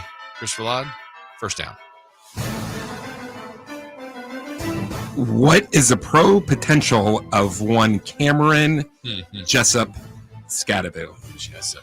Is that official? I've been making up middle names from. What's been your favorite one? I do not remember them. Jessup is pretty good. Were other people watching the bowl game with you yesterday and watching Cam, or was it just you? It was just me. Okay. I was sending texts out. So like the bad thing was I was texting my friend Rob. Oh yeah. Huge fan of Rewind. Oh, Rob's the best. I was on YouTube. I was watching on YouTube TV, and I could tell he was way ahead of me. Oh. So like for that touchdown, he's like, "Scatterboo," and I'm like, "What? Wait, what?" And then I was like, "Oh." Yeah. Then he kept doing it over and over. I'm like, "All right, I'm putting my phone away." First, I told him to stop, and he didn't stop. So then, phone goes away. Like yesterday, I spoiled something for you too yesterday. Remember, I text you. I go something from the Kings game. You're like, "Oh, spoiler alert!" By the way, I'm like, "Oh yeah, oh yeah." Sorry, I'll stop texting you about that because I'm seeing it live action. But I still took. And I think YouTube TV is about like must be like 20 to 30 seconds. I think it's like 90 seconds Oh, behind. geez, yeah. Chris is still watching the Mavs game at home. Yeah. Pro potential of Cameron Scatterboo. Look, keep doubting him. I'm not going to do it. I think he needs to be in the pros. I think he needs to be drafted. I don't know exactly where he fits in, but I think yesterday's game would be the demo tape if I'm Cameron Scatterboo. Not that he needs to do that. Everybody knows who he is. But Texas was big, strong, fast. They're pro prospects all over that defense. They're one of the best defenses in the league. They hit hard. They hit him hard. They did. They roughed him up. But he just stayed with it. Remember, sick, under the weather, throwing up. Ends up with 143 yards rushing on 30 carries, 2 touchdowns, 4.8 yards per carry. He caught 8 passes for 99 and then threw a touchdown. A 42-yarder, also had a 2-point conversion. He became the story of the game. And then at the end, a non-targeting call probably derailed Arizona State's chances of winning. They blitzed on a 4th down, got burned on that. And then the second overtime, outscored 8-0, lose 39-31. Quite a game, an amazing performance. Texas advances. Arizona State finishes 11-3. But I think the rest of the world, if you didn't know him, now you know. Cameron Scatterboo. All right, second down. The Eagles are going to sit Saquon Barkley this weekend. Is that the right choice? For them, it is. Yeah. Look, I'm sure there was some team consulting. I don't know their overall approach, but if you're resting, Hurts is been hurt, Jalen Hurts, but any receivers, any linemen, anything to compromise Saquon Barkley, it doesn't make sense to play him. I'm sure he would like the record. It still could say he's one of 8 other players that have rushed for 2,000 yards in a season. He also did it in 16 games. Some guys now have done it in 17 in the extra game. I think maybe when Henry did it, can't remember if there's 17 games or not. But look, they're about trying to be as healthy as possible for what they hope to be a long playoff run. Their bigger goals to try to win the Super Bowl. So, yeah, I don't really have an issue with it. I personally, with no stake in the Eagles, not a fan, not a hater of them by any means. I like Barkley. I would love him to get it for himself, but not going to happen. Rest him. Hopefully a long playoff run for him in Philly. So, yeah, I totally get it and agree. So let's go to third down. Do you have a preference for the last playoff spot in the AFC? Broncos, Bengals, or Dolphins? Yeah, that's what's left. Those are the 3 teams. Broncos have the advantage because they are a game up on the Dolphins and the Bengals. I think that the Denver Broncos are a good story if they can get in based on Bo Nix, Sean Payton, kind of where they were a year ago, going through the Russell Wilson experience and then moving on from him at the end of the year. And a lot of people questioning, gosh, I thought Sean Payton was a pretty good coach in this league. Well, he's done a good job this year. Defense is really good. Bo Nix has done a nice job as a rookie QB. I don't feel like they're littered with superstars on offense, but I think if you're thinking about what might be best for the NFL, it might be getting the Bengals in. So they obviously need help. They need to win. They need to have Denver lose. They need to have Miami lose. Bengals at 9-8 would be winners of 5 in a row. Joe Burrow's having an amazing season. Jamar Chase is awesome. They got a pretty good team that's underachieved. They were my team to get out of the AFC. So I think they would be the most intriguing team. Again, I'm not a Dolphins, Bengals, or Broncos fan per se, not a hater as well of any of the teams. So I'm not rooting against any of them. But I think the one that would be the most intriguing, honestly, getting in would be would be Cincinnati. And I think they could be 1 and out, but they also could create some havoc there. So I guess if I'm picking, I would say get Cincinnati in there and see what kind of damage they could do amongst that talented AFC pool. All right, 4th and final down. Do you have a preference for the last playoff spot in the NFC, Buccaneers or Falcons? All right, that's the last one left there. We already got Philly, we got Washington, we got Detroit, Minnesota, Green Bay, and the Rams in Tampa or Atlanta. Tampa's got the lead. Atlanta is now playing their rookie QB. Tampa, to me, it's Tampa. I think they've been the better team the majority of the year. Baker Mayfield has had a resurgence here, really, the last 2 years. He's had an amazing season. I mean, what Baker Mayfield has done, let me get to his stats because it's kind of staggering. I have him in one of our fantasy leagues and wasn't playing him at the beginning, then finally realized I got to play this guy. He's doing too much. Completing 72% of his passes, has thrown for 4,279 yards, 15 interceptions. That's a bit high, 39 sacks, but 39 touchdowns for Baker Mayfield. Add in 3 more rushing and 310 yards rushing. I mean, Baker's always been a gamer. He's a little bit of a puzzle out there with some of the mistakes he's made earlier in his career. But Baker's done a nice job from where he was as the number 1 overall pick to then bouncing around the league. The Rams and the Panthers, and then all of a sudden here he is in Tampa, and he's put together a really, really good season. So if I'm choosing between the Falcons or the Bucs, I think it'd be more intriguing for Baker Mayfield and Tampa Bay to win that pretty weak NFC South. So give me Baker and the boys for the Bucs. All right, break time for us. Who's hot? Who's not? We'll recap our 3 in the key predictions for Kings and Sixers, and still to come at 9. More Kings talk. Kings analysts from television. Katie Christensen will join me. That's all coming up on Sacktown Sports. You never know what you might hear when listening to a Sacramento Kings game. Out of Keegan, going for another triple. Man, is he feeling it. Keegan, can he do it? Yes, there's number 11, Keegan Murray. Keegan steps back.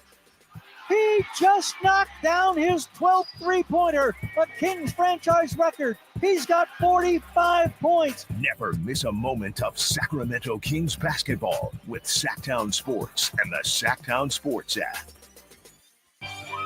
California's largest sportsman's expo is back, January 16th at Cal Expo in Sacramento. Just once a year, NorCal's largest gathering for anglers, hunters, boaters, RVers, and off-roading enthusiasts. Buy the latest gear, discover the best destinations, and check out the all-new, fully redesigned Toyota Land Cruiser. Your life outdoors at the International Sportsman's Expo, January 16th through 19th at Cal Expo in Sacramento. More info at sportsexpos.com. The good news, you finally lost the excess weight and found the body you knew was hiding underneath it all along. The better news, InShape Fitness is here to help you maintain your new look and, dare we say it, enjoy the process. InShape has everything you need to build muscle and help keep the weight off. From fitness classes and personal trainers to swimming pools and saunas. Plus, plenty of full-length mirrors to admire your new self along the way. We are InShape. You are ready. Join online today at InShape.com. The year-end sell-a-thon is on at Folsom Lake Ford. Get your favorite new Ford with zero down deals and low finance rates like 0% on many new models on approval of credit. Shop Folsom Lake Ford in the Folsom Auto Mall and tell them DC sent you. FolsomLakeFord.com. This holiday season, Capital One reminds you to give yourself the gift of 1.5% cash back with the Capital One Quicksilver Card. Can I earn 1.5% cash back on birds? Birds? What if you sent your true love 2 turtle doves plus a partridge in a pear tree? Sure, but why would anyone want that? The song was very convincing. Earn 1.5% cash back on all your holiday purchases with the Capital One Quicksilver Card. What's in your wallet? Terms apply. See CapitalOne.com for details. Did you know your skin is the largest organ of your body? Huh? That's why you should shower with Old Spice Super Hydration Body Wash instead of plain old bar soap. Love your skin by super hydrating it with vitamin B3 and glorious notes of vanilla and shea. Did you know that my super hydrated skin is the second largest organ of my body? The first is my heart. Old Spice. Men have skin too. Old Spice Super Hydration Body Wash. 24/7 renewing moisture. With daily use. Happy New Grill. Whitey here reminding you that not all grills are created equal. Give your family a real treat as we did on Christmas Eve. Bring out all the flavors of the new year with the amazing Napoleon Prestige line of outdoor cookers. Napoleon grills have features other grills can't match. They're built different, built better, built to last. Complete with a lifetime warranty and premium steel that boasts absolute quality. Whitey and Napoleon Grills wish you Happy New Year. Visit Green Acres Nursery today for your best selection of Napoleon grills and accessories. When you take the time to shop at Folsom Lake Honda, there's one thing you'll always find. Happy people ready to serve you. As a family-owned and operated dealership since 2009, customer service is our #1 priority. Our customers love doing business with us, and you will too. Get an instant cash offer for your trade at FolsomLakeHonda.com. We'll buy your car whether you buy from us or not. Folsom Lake Honda is your one-stop Honda shop. Folsom Lake Honda, yeah, your one-stop Honda shop. What's hot and what's not. Brought to you by American Energy Heat and Air, making the uncomfortable comfortable. Head to AmericanEnergyAir.com to find out more. What's hot? Yeah, hot. Real hot. And what's not? It's not good. Brought to you by American Energy Heating and Air, Sacramento's complete heating and cooling company, and second opinion partner. We got who's hot, who's not coming up, cleaning up a couple of texts. Let's see. We've got, I feel like a 5-game winning streak will be possible heading into Boston. Wow. I hope so. Man, I love Malik. I'm on board with that. 408. Oh, this would be interesting. I could see this happening. Well, I'm going to ask you the question before I read I'm going to ask you the question after I read the text. I'm trying to think where I see Chris is going to go in here. All right. This is from the 408. In a weird way, I kind of hope Mike Brown goes on the Draymond Green podcast and airs the dirty laundry. I'm sure Draymond would ask. I don't know if Mike Brown would do it. No. You can't do you can't. Not right now. You can't do that and expect to get like another job after that. No. I'm not saying he's going to air the dirt, but I think if you're going on, he's going to ask you all sorts of questions. Yeah. I can't see him doing it. I think he's going to be gone for a bit. Well, and I wonder if Mike Brown will get another job. Not saying he doesn't deserve it. I think he did a good job here. His track record, though, has kind of been around this time window, about 2.5 years on these jobs. Yeah, I don't know. I don't know if he wants to coach again, I think he should if someone's interested, but it obviously takes that team that's looking for someone like Mike Brown. All right. Who's hot, Christopher Ladd? Cameron Rutherford Scadaboo. CRS. Explain. He's the only football player this millennium, FBS, FCS, NFL, to have at least 100 rushing yards, 75 receiving yards, a passing touchdown, and a 2-point conversion in the same game. Go Cam. I mean, I don't know how many times I literally said that. And it was like, they would hand the ball off to Cam, like, go Cam. And it's like a run between the tackles that he got like 1.5 yards. It's funny when you talk to someone like, oh, you got to watch this guy right here. The first thing they always say is like, oh, he's kind of small. Yeah. And then so that's what I was saying. I was like, had the family, we were all watching, and my brother-in-law started like, man, and by the end, like everybody's screaming for this guy. My wife knew about him from Sac State, but no one else did. They're like, he's amazing. I'm like, I told you. But he wasn't doing amazing things that much early. And then it just kept happening. And then he couldn't shut it off. It was like, this guy is incredible. Yes, he is definitely hot. He put on a game to remember and made him and fans of him very, very proud. Who is not? The Oregon Ducks. Oh. No team has ever given up 4 offensive touchdowns of 40 yards or more in an entire game this millennium. Oregon allowed that in the first half to Ohio State in yesterday's Rose Bowl. That one stunned me. That was one of the great games in the regular season. And the fact that they got blitzed like that was stunning. And I want to see, I saw somewhere, Chris, do you have anywhere the breakdown of just the first quarter?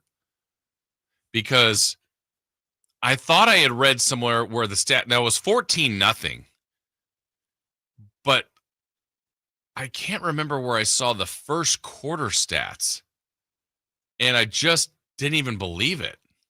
Oh, yeah, maybe the number I saw was wrong, because total yards by the end of the game was 500 to 276. Maybe it was the first half stats. It was just so amazing what the numbers were. It was so lopsided, and for two very good teams, including Oregon, the only undefeated team in college football going into the game, I just couldn't believe how badly they were being outplayed that early on. But not only was it 14-0, it just totally got out of hand for them. At one point, what was the peak? 34? Yeah, 34-0 before they got the touchdown, a 2-point conversion as the half closed. Scored the first touchdown of the second half, and you're like, all right, it's probably not happening, but 34-15, if anybody could do it, Oregon's pretty explosive. And then I think right after that, even Ohio State got stopped. And I'm like, oh, man. But then when they got the stop back and then scored, it was like, all right, 41-15, this one's going to be a wrap. Oregon added one more score, and that was domination. And that's the charm of this new college football playoff. I think maybe Oregon, they play that game a few more times, might be the better team, but they got punched in the mouth and could not handle it. I think Texas is better than Arizona State. I really believe that, and I think the game showed that, but it's just, man, Arizona State kept staying in it. Scatterbo was incredible, and that's the fun of the one and done. It's much like we'll see in the NFL playoffs. You know, most people probably pick a team like the Chiefs or Buffalo or Baltimore, Philly, Detroit to get through it. It's not the way it works. You got to be good each and every week to advance. So there you go. That's who's hot. That's who's not. Hey, let's look back at our picks for the Kings and the Philadelphia 76ers with a little 3 in the key. Oh, yeah, that's right. I was trying to remember what our predictions were. We had the day off in between with the new year. I asked question 1, Chris. The big 3, Paul George, Tyrese Maxey, and Joel Embiid. So my streak is continuing here. Versus De'Aaron Fox, DeMar DeRozan, and Domantas Sabonis. We wanted just points. I predicted 72 for Philly's big 3, 64 for the Kings' big 3. You predicted 19. I went 19. But you're kind of playing the thought that maybe Embiid won't play. Thought there might be a couple guys. Yeah, maybe. I thought it was going to be Embiid and George out. Yeah. And then I said, and then you said 68 for DeRozan, Fox, and Sabonis. The correct answer, even without Embiid, 57 points for Phillies, in this case, big 2. And we were both under, but you almost got the Kings. You said 68, the big 3, 70. Fox said 35, and 35 for the other 2. 70 between that trio. So good job, Kings. Next question. The first and last King to score. The great thing about this, 1, 2, 3, 4, we picked 4 different players, and we went over. I said Murray would score first. He didn't play. I said Sabonis would score last. He played. You said Fox would score first. That's a logical choice. And Herter would score last. The correct answer, DeMar DeRozan made it 2-0. DeMar DeRozan made the last free throw of the game. So it was DeMar twice. Last one, a random stat, something different, something weird, something we were predicting. I said Devin Carter would make his first field goal in his pro debut. Well, he did not play. He was not cleared to play, so I missed that one again. And you said you were pretty close here. Sabonis with a triple-double. 17 points, 21 rebounds, 7 assists. Way off. No, pretty good. Pretty good prediction on your part. Kings win. They got it done. 8th double-digit comeback win.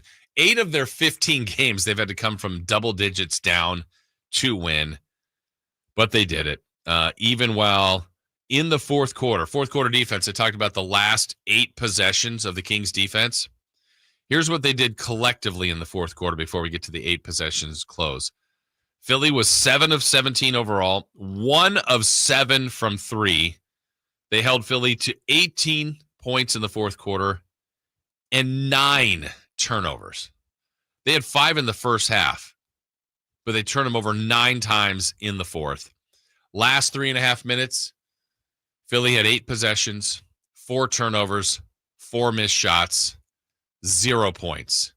Kings had 8 offensive possessions, 4 made baskets on 4 tries, 3 times they were fouled, made all 6 free throws. They had a turnover in there as well.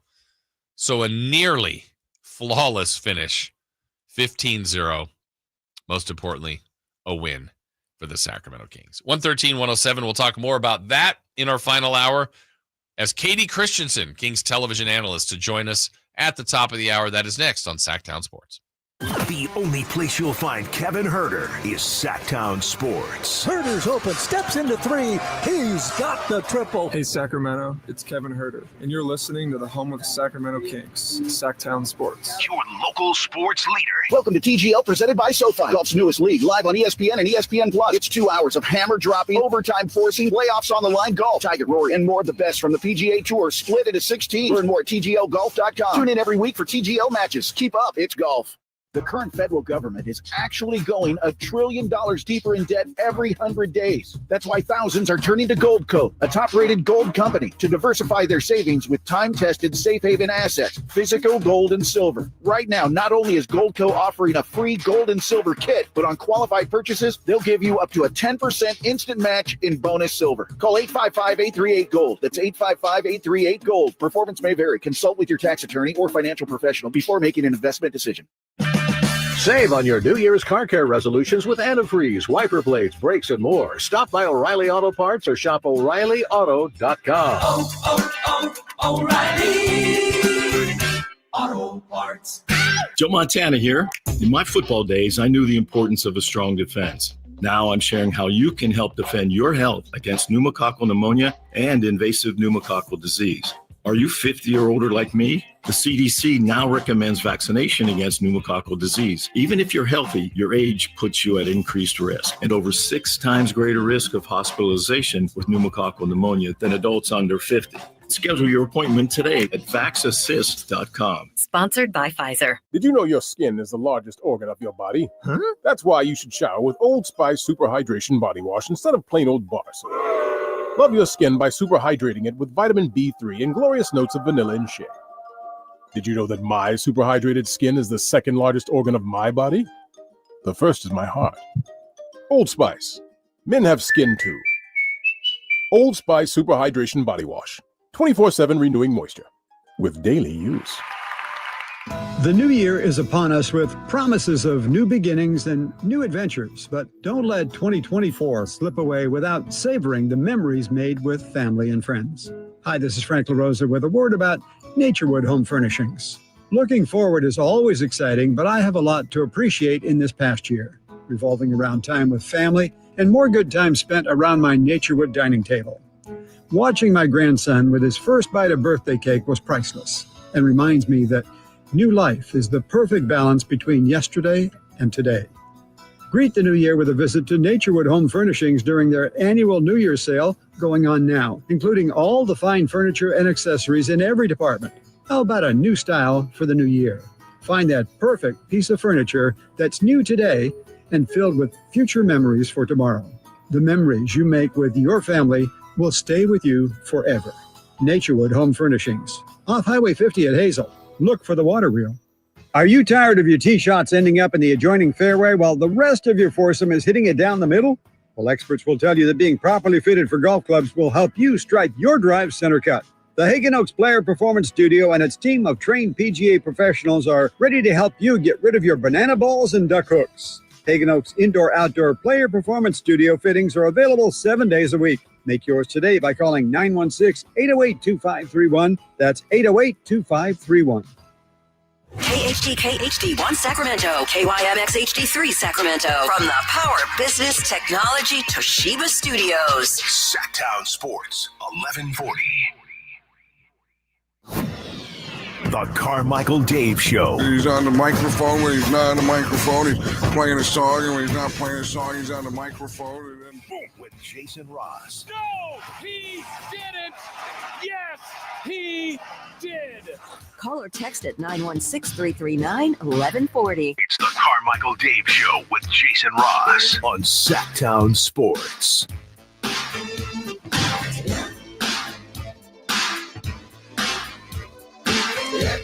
And the Sacramento Kings, for the first time in what seems like forever, have won consecutive ball games. And for only the second time in their last 12 against the 76ers, walk off the floor with a W. The final score is 113-107. The Kings closed the game with, I believe, 15 unanswered points. A 15-0 close over the last 3+ change. Yeah, 15-0 run, the difference. Late game execution, which at times has hurt this team, but they were terrific, both ends of the floor, specifically defensively, to close out the game as they beat Philadelphia last night. 2 in a row, 113-107. Final hour here of this January 2nd show. Happy New Year to everyone. Let's welcome in Kings television analyst, your friend and ours, Katie Christensen, joining us this morning. Katie, Happy New Year to you. Happy New Year. Good morning, Jay Ross. Good morning. And, just on a personal level, I know you did this on your own social media. I just want to say your messaging out there, and we can keep it at that. I'm happy for you. I'm glad. I know last year was, and times have been trying for you, but I thought your message was wonderful, and I'm really happy for you. Thank you very much. I appreciate it. Yeah. And I know everybody's feeling hopefully festive this time of year, and it helps with a couple of beam lightings, Katie, and I know by now you probably have seen it on social media. I loved the touch yesterday after the win of Doug taking the team up to the roof, up close and personal with the beam, and pretty good messaging up there. That I thought, if you haven't seen it, it was really, really cool. Yeah, I saw it last night before I went to bed, and it was really, really cool. I think the one thing that Doug Christie has is let me just break this down. His first game, obviously, in LA against the Lakers, it was a really strange day before, obviously, with Mike Brown being let go. And, we're sitting on the plane and we're waiting. And, when I sat down on the plane is when I found out it had broke on social media.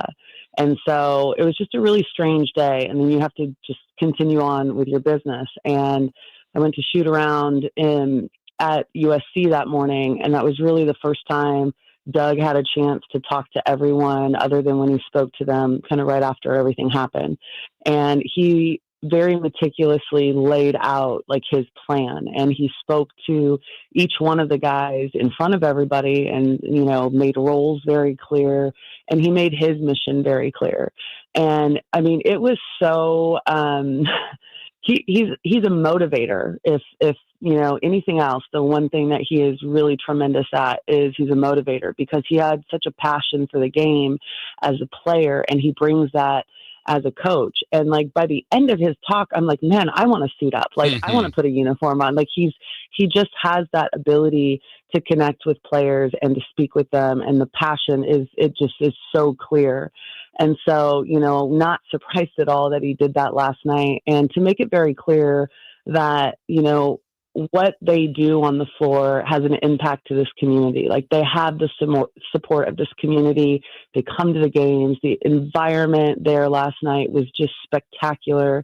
And they can have that if they give back, if they leave everything on the floor. And I thought last night was a great game to show just how hard they play, how capable they are when they play together. Yeah, and I think, Katie, one of my favorite joys of these last two wins, I mean, the first one was just out of desperation. They absolutely needed it to stop the bleeding.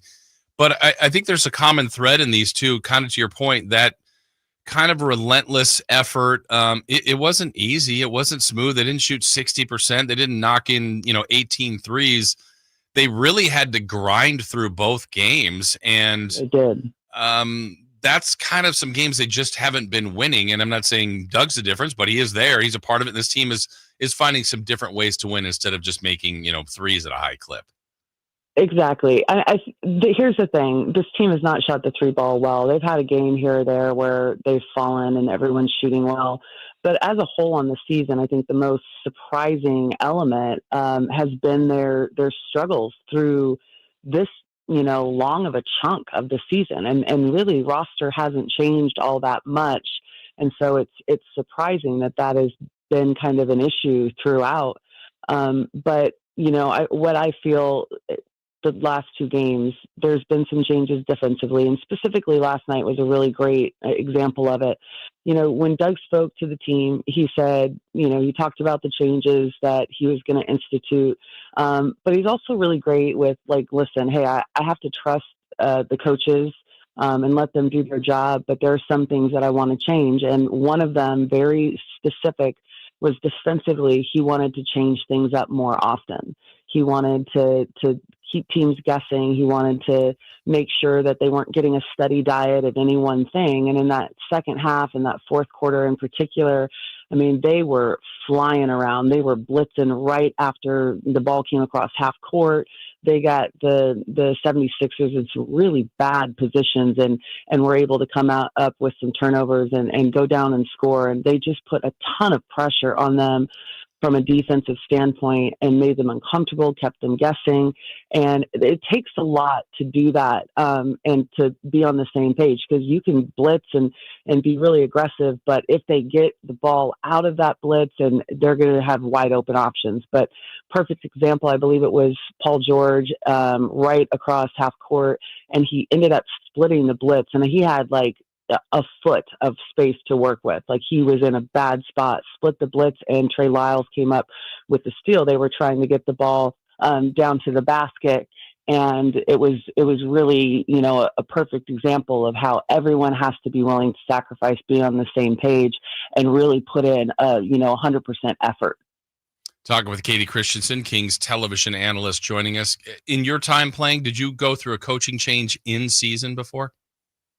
Oh yeah. Yeah. I mean, if you've been in the league for, any amount of time, it's probably going to happen to you at least once. And I know for some people, on this team, it's the first time. Keegan is a perfect example of it being kind of his first time that happening. But yeah, I mean, my rookie year, it happened. Cynthia Cooper was our head coach, and it ended up, partway through the season, they let her go, and her assistant coach, Linda, I can't think of Linda's last name. She used to be the women's coach at USC years ago. And it was brutal. It's hard. It's really hard to go through. And some teams can recover. And some teams, it's really hard to come out of. But I like the first two games, these first two wins. Obviously, the game in LA, I thought was, a good step in the right direction. Just not able to come out with that win. But, we'll see if this is, something that for the Kings is going to be able to, change a few things and then, put them on a path forward. The one thing that I love Doug. Doug's been, with this team and on the staff. He was with Luke Walton, and then, he's survived a couple of staffs, and I think that he's great at learning, putting in the work. But he said something in LA, and I asked him a question in media, and I asked him what, if he had time to think about it, he wanted, to look at, players all have like a superpower, and Doug as a player, defense was, his superpower. And I said, have you thought about what it might be for you as a coach?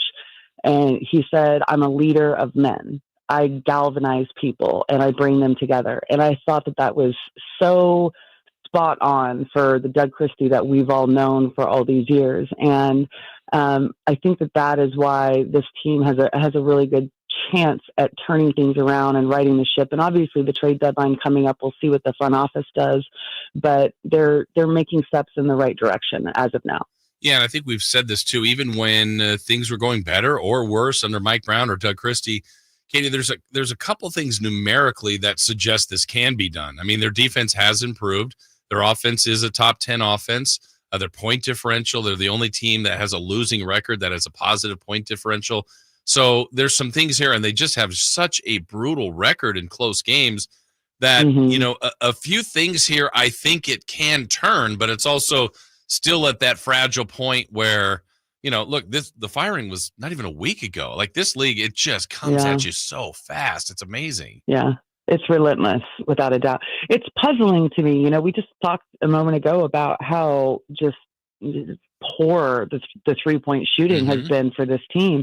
And it is shocking to me that they can struggle with something that was such a big piece of their offensive, pie, if you will, and still have a top 10 offense in this league. Like, I don't know how the maths in that way, but it's the reality. So, if with their defense improving and showing really, great signs of improvement throughout the season, I mean, that can carry you when your offense is struggling a little bit. But the closing of games, I can think of a handful where, there's just been really unfortunate, unforced turnovers in situations where it's like the ball's dribbled off someone's foot, or they pass it out of bounds, or they step out of bounds in like a clutch situation. And we just did not see that last year. And this team is not a high turnover team when you look at them on the season. And they did a great job with that last year as well. But, you know, a lot of it's just timing of when these things do happen. So if they can clean some of those things up, I think that, yeah, they have an opportunity to turn things around. The tough thing about it, obviously, Jason, is I want to be realistic. The Western Conference is a bear. I mean, it is relentless. It is constant, where you're facing teams that, despite their record, are really great teams. You know what I'm saying? Like last time I checked, what is Golden State right above the Kings and I mean, it's crazy. What is it, 11th or 12th? Like, to have all the way from 1 to 12 be teams that legitimately could be in the playoffs. That's what you're facing most nights in the Western Conference. Yeah, tomorrow they get another good team too. I know they don't have John Morant, but that doesn't really matter. They've played so well. They're 23-11 with Memphis coming in. We've had a couple people ask, and I'd care for your opinion on this, Katie. We haven't seen rookie Devin Carter. His debut with Stockton was amazing. I think it's just a matter of time before he makes his Kings debut. How do you think they'll implement him? Whose minutes will it come at an expense? I mean, I don't know how much you'll play, but what do you think about that? I mean, your guess, Jason, is as good as mine. I can tell you from the standpoint of being injured and trying to work your way into a roster, into a rotation, it's really, really difficult. And it's difficult because, you know, players and coaches do not have that you know, body of knowledge of your capabilities. I think everyone is aware of what Devin can do. We saw what he did in the G League appearance. But when it comes to, in the middle of a season, working him into a rotation, that can be really tough. So I'm really curious to see how Doug handles that. And it might start with, you know, playing him for like a 4-minute stretch and seeing what he does. And then if it goes well, you know, implementing him a little bit more, adding time. It's difficult too, that position.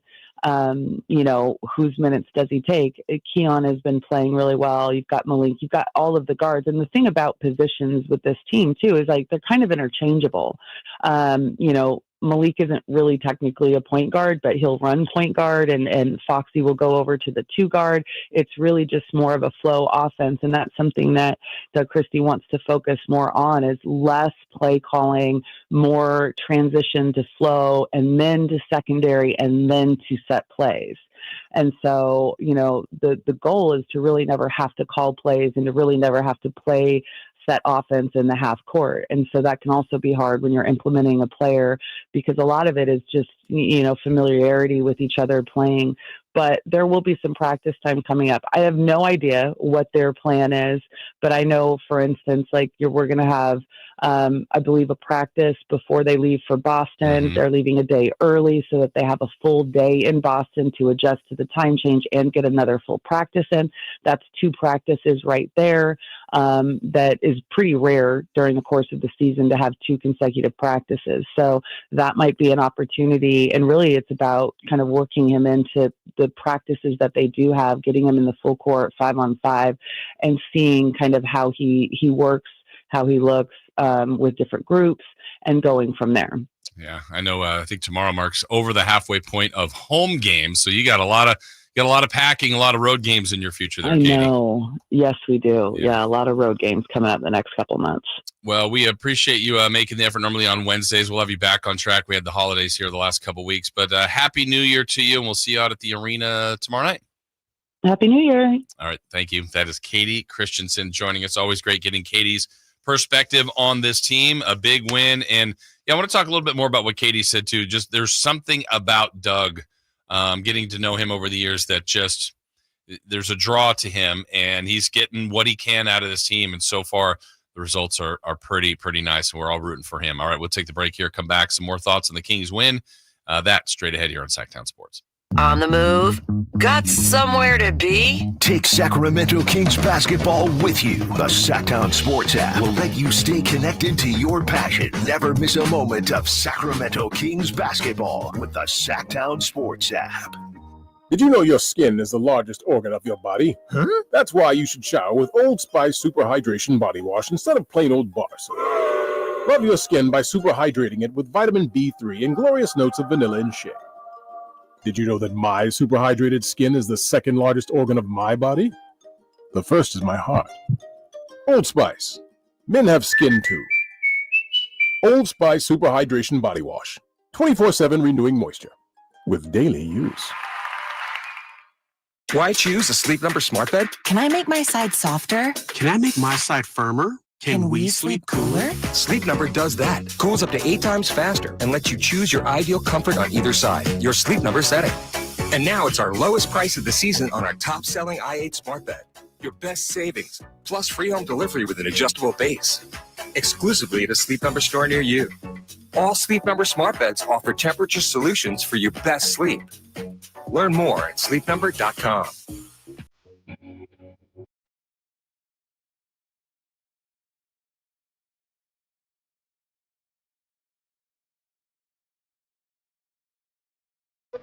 With the best in local sports. They just make it interesting, you know? It's the Carmichael Dave Show with Jason Ross. On Sacktown Sports. Fox curls to the right, hesitates, lobs it back to Ellis. He's open, 3 on the way. He's got the triple. It's a 2-point game at 107-105. That's a great G-Man, Gary Gerald, last night. 15-0 run to close the game. Kings with the victory over Philadelphia, 113-107. Now the Kings will root for Philly tonight as they're in San Francisco to take on the Warriors. As we said earlier in the show, the Kings schedule this week, really. The Kings played the Sixers yesterday, and now Philly is in San Francisco to take on the Warriors. Friday, the Kings will host Memphis in San Francisco on Saturday. That's the front end of a back-to-back for the Warriors. Second night, they host the Kings. And then on Monday, the Kings are here hosting Miami. Tuesday, Miami is in San Francisco against the Warriors. So that's kind of the way the schedule lays out for the Sacramento Kings and the Golden State Warriors of the next couple of days. Katie was talking about, there's something about Doug. There's a very much of a positive nature, even though we established Chris last week that this is the first head coach that doesn't like Chris Verlaud. So we know that in a playful way. We're still got to get you to show up at his press conference. Yes. He did send me a very nice message. He did? Yes. And because I noticed, I'm like, hey, I've been seeing that the guys, their triple threat has been looking a lot cleaner. Do you care to share what his message is, or is that a private one between you two? I don't think he would mind me sharing it. Okay. Let me find the exact words. Because we know Doug was not PG on his trip up to the beam. He is very rarely PG. Yeah. But that makes it fun. That makes it fun for us because there is something about him that is very appealing. There's just such a draw, and it's not just positivity. Doug is a positive person in general, but he can be critical. He knows which buttons to push. And I don't know, there was just such a likability. And I could still remember when he first came here as an employee of our station, there was a little bit of an element of awe for some of the people that were in this building, not really with our staff, but look, we got other radio stations in here, and some of our music station folks were just like, that's Doug Christie. That's Doug Christie. And I remember that. And then Chris, by, I don't know, a couple weeks later, Doug's like sitting in those people's offices, just, yeah, how you doing? Just chatting it up and eating grapes in there. Something like Doug is just very much a people person.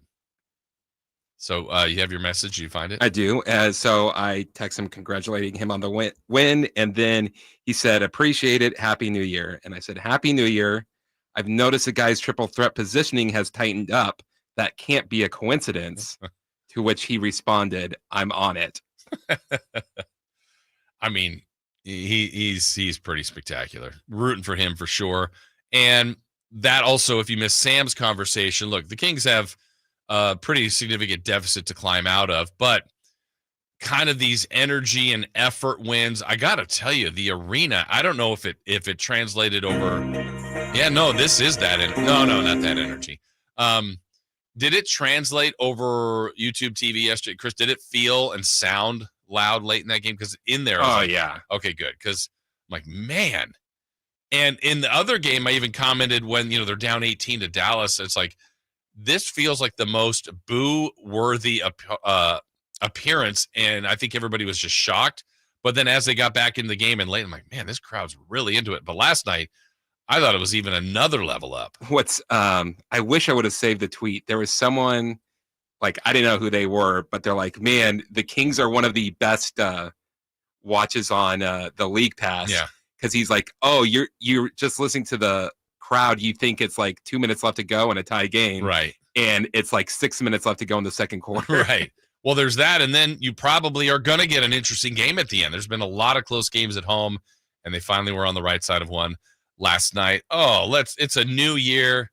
It's the same JR, I think. I don't know. Happy New Year, JR. Hello. How are you today, Jason? Oh, it is a new JR. There you are. Hey. I love when you have Katie Christensen, Cougar Mellencamp, the third Hunter on. She knows her stuff. Yes, I'll tell you right now. Yeah. I like how she explained that he's going to let him flow. They're just going to come up the court and gun it up. Let him gun it. Hey, last night was so cool. Oh, real quick, though. We all know Doug Christie hates freaking Chris. That's awesome. It's confirmed. That's drama all the way through the rest of the season. Yes. The plot will thicken. Yes. But at the end of the game, everybody there was a little series where Doug, our boy McNuggets, whatever, jumping on the floor, going after the loose ball. I thought that was awesome. And then there was another series where I think Domas turned it over, and we got a steal, and someone else jumped on the floor. Maybe it was Lyles.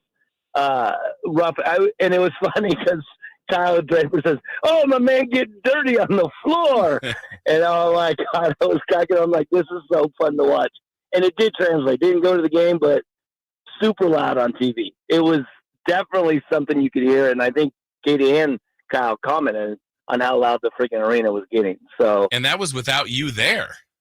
That was I mean, I usually can hear my voice very clearly saying, "Don't shoot that," and then they shoot it, and it goes like when it goes in or something. Yeah. I love the fact that he took them upstairs and said, "The city loves you guys."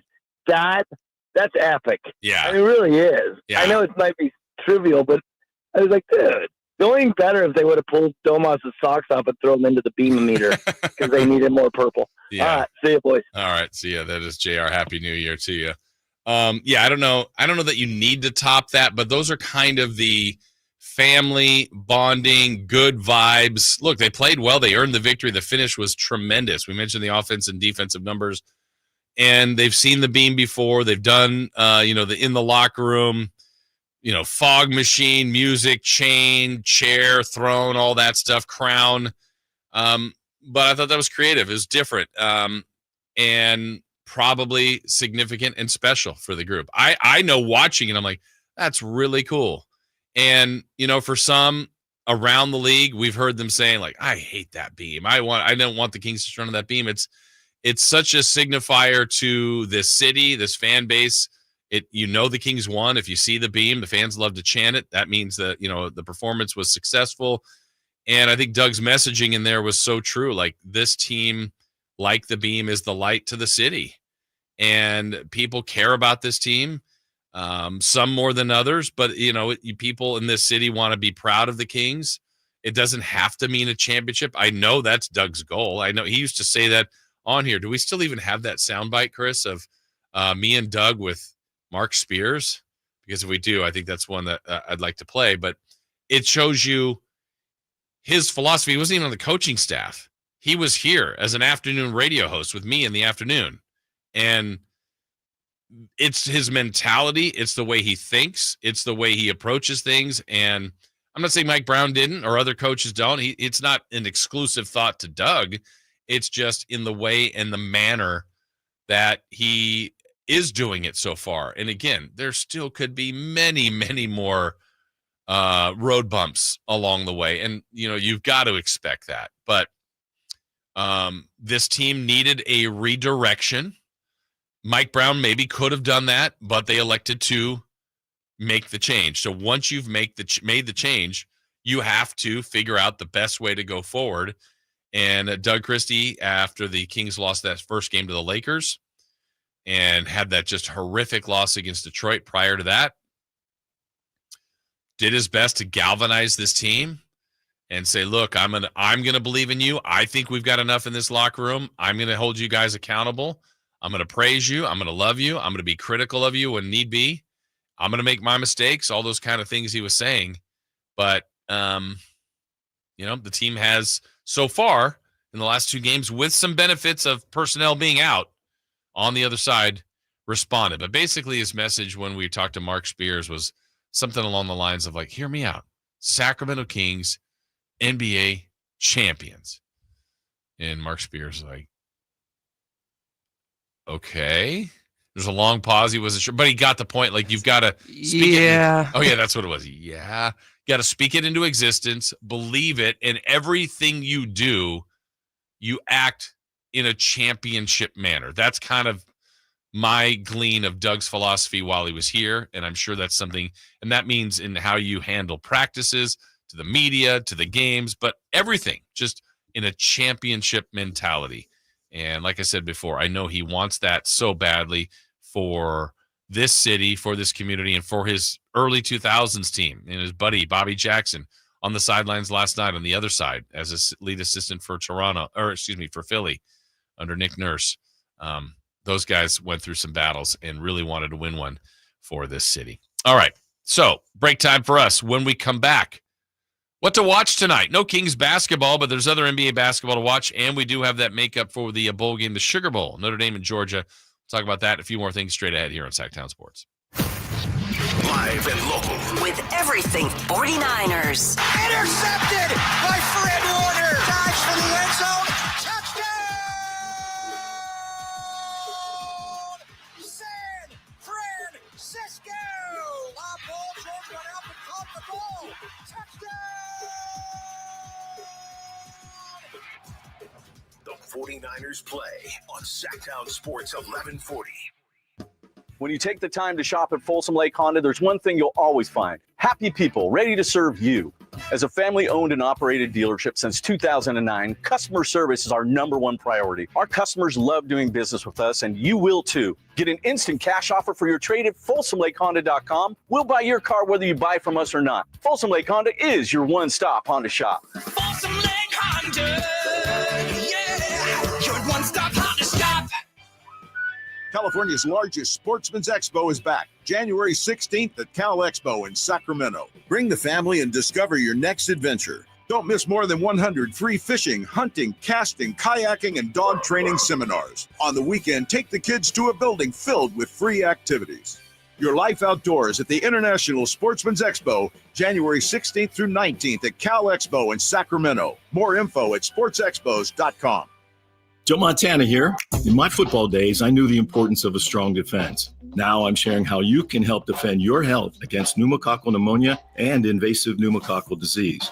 Are you 50 or older like me? The CDC now recommends vaccination against pneumococcal disease. Even if you're healthy, your age puts you at increased risk and over 6 times greater risk of hospitalization with pneumococcal pneumonia than adults under 50. Schedule your appointment today at vaxassist.com. Sponsored by Pfizer.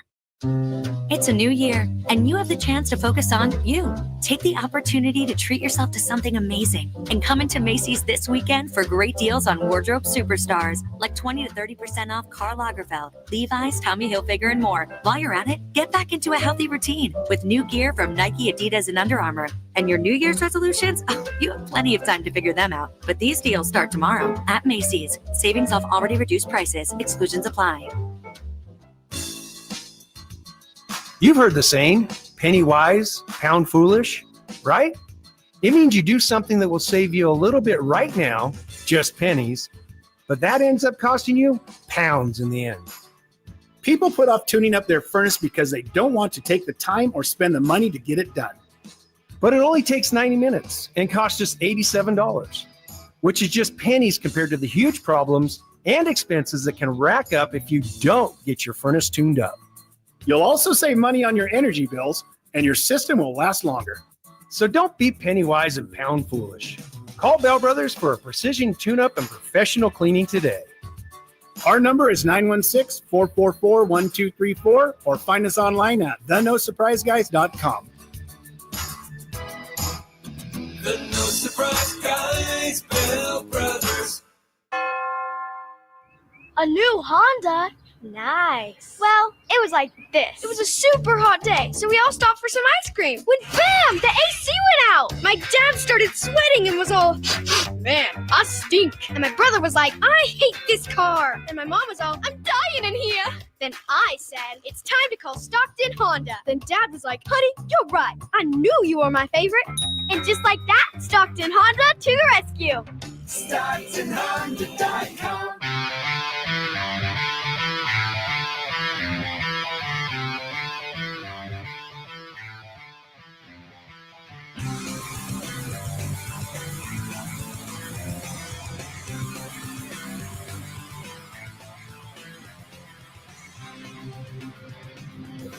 Waking you up with the best in local sports. They just make it interesting, you know? It's the Carmichael Dave Show with Jason Ross On Sacktown Sports.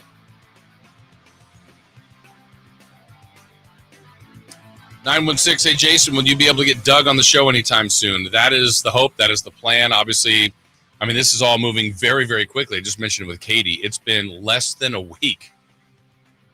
It's so crazy how the news cycle can just goes fast. I mean, Mike Brown was coaching this team 1 week ago. Doug Christie has coached 3 games as the coach of this team already. Has another one tomorrow. Has one Sunday. Has one Monday. After that, there may be a little bit of a window here. I mean, look, is it possible?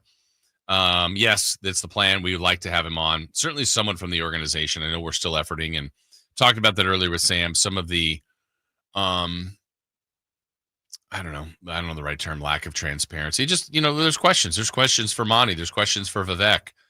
And at some point, that story, again, you can like it, not like it, disagree, agree, whatever the case, you just have to move on. And that's the reality. I mean, the Kings really can't worry about that anymore. You just don't want that to impact other decisions down the line. So anyway, yeah, we'll effort to do that. Certainly. We're always going to be trying to do stuff like that. JT Fresh asks, how many wins do you guys think it would need to make Doug the coach, the permanent coach? I think it's less about the number of wins as it is about the finish to the season, is my guess. If the Kings play, let's say, how many games have they played? 34, and win 500 the rest of the way, that would be better than they've played. I don't know if that would be enough for them to get in. I don't know what that would mean for Doug Christie. If they play above that and get in as a 7, 8, 9, or 10 team, that certainly will look good for him, look good for the players, whether they made a trade or not, even though I think they're going to make a trade. That would look good for Doug Christie. It would look even better if somehow they got into the top 6. But, I mean, now you're looking at, we've been talking about the very top is separating. Look, Memphis and Houston and then OKC, number 1, they're getting pretty far out there, and no one's expecting the Kings to get to there. Denver's now 6 above 500. Dallas is 6 above 500, even with 3 losses in a row. The Clippers are 5 above 500. So that's the cutoff to being in the playoffs without having to play in there. So right now, as we speak today, the Kings are 4.5 games behind that. But, I mean, they're 5 games above 500 while the Kings are 4 games below. So that's a lot of ground to make up and a lot of teams to leapfrog. That's part of the problem. That's to get to the top 6. 7, 8, 9, or 10, where they ended up last year. The Lakers a little more doable. They're 4 back of them, 3 back of the 8 seed, 2.5 back of the 9 seed, and currently 2 back of the Golden State Warriors, who, like I said, play Philly tonight. The Kings will play them and haven't played them yet. I think if you look at the Western Conference, they've played every team so far, but the Golden State Warriors. So they're done with the Lakers. They've already played those 4 games, but they have 4 matchups left with the Warriors. And obviously that's going to be a team, it looks like, that they'd be competing with for one of those spots if they're trying to get there. The Suns are on the outside right now at 15 and 17. The Kings have already played them a couple times with some success. That's helpful if you're looking at tiebreakers down the line. So, long way to go still. But as I said, tomorrow they're at home against Memphis. And that game will be the Kings' 21st home game. So they'll be past the midpoint of their home schedule. Way more road games to go. In fact, I'm willing to bet. Let me do some quick counting here. I think the Kings have the most home games by far in the league. Yeah. I don't see anybody with more. The Kings are at 20, and a team like Utah, and playing their 21st tomorrow. Utah's played 14 home games. Denver's played 15. Philly and Brooklyn have played 14. Detroit's played 14. Indiana's played 14. Cleveland's up at 18. But yeah, Sacramento has a lot of road games to go. And for some of you, you're like, hey, they're 500 on the road. Yeah, I agree. And they played pretty well on the road.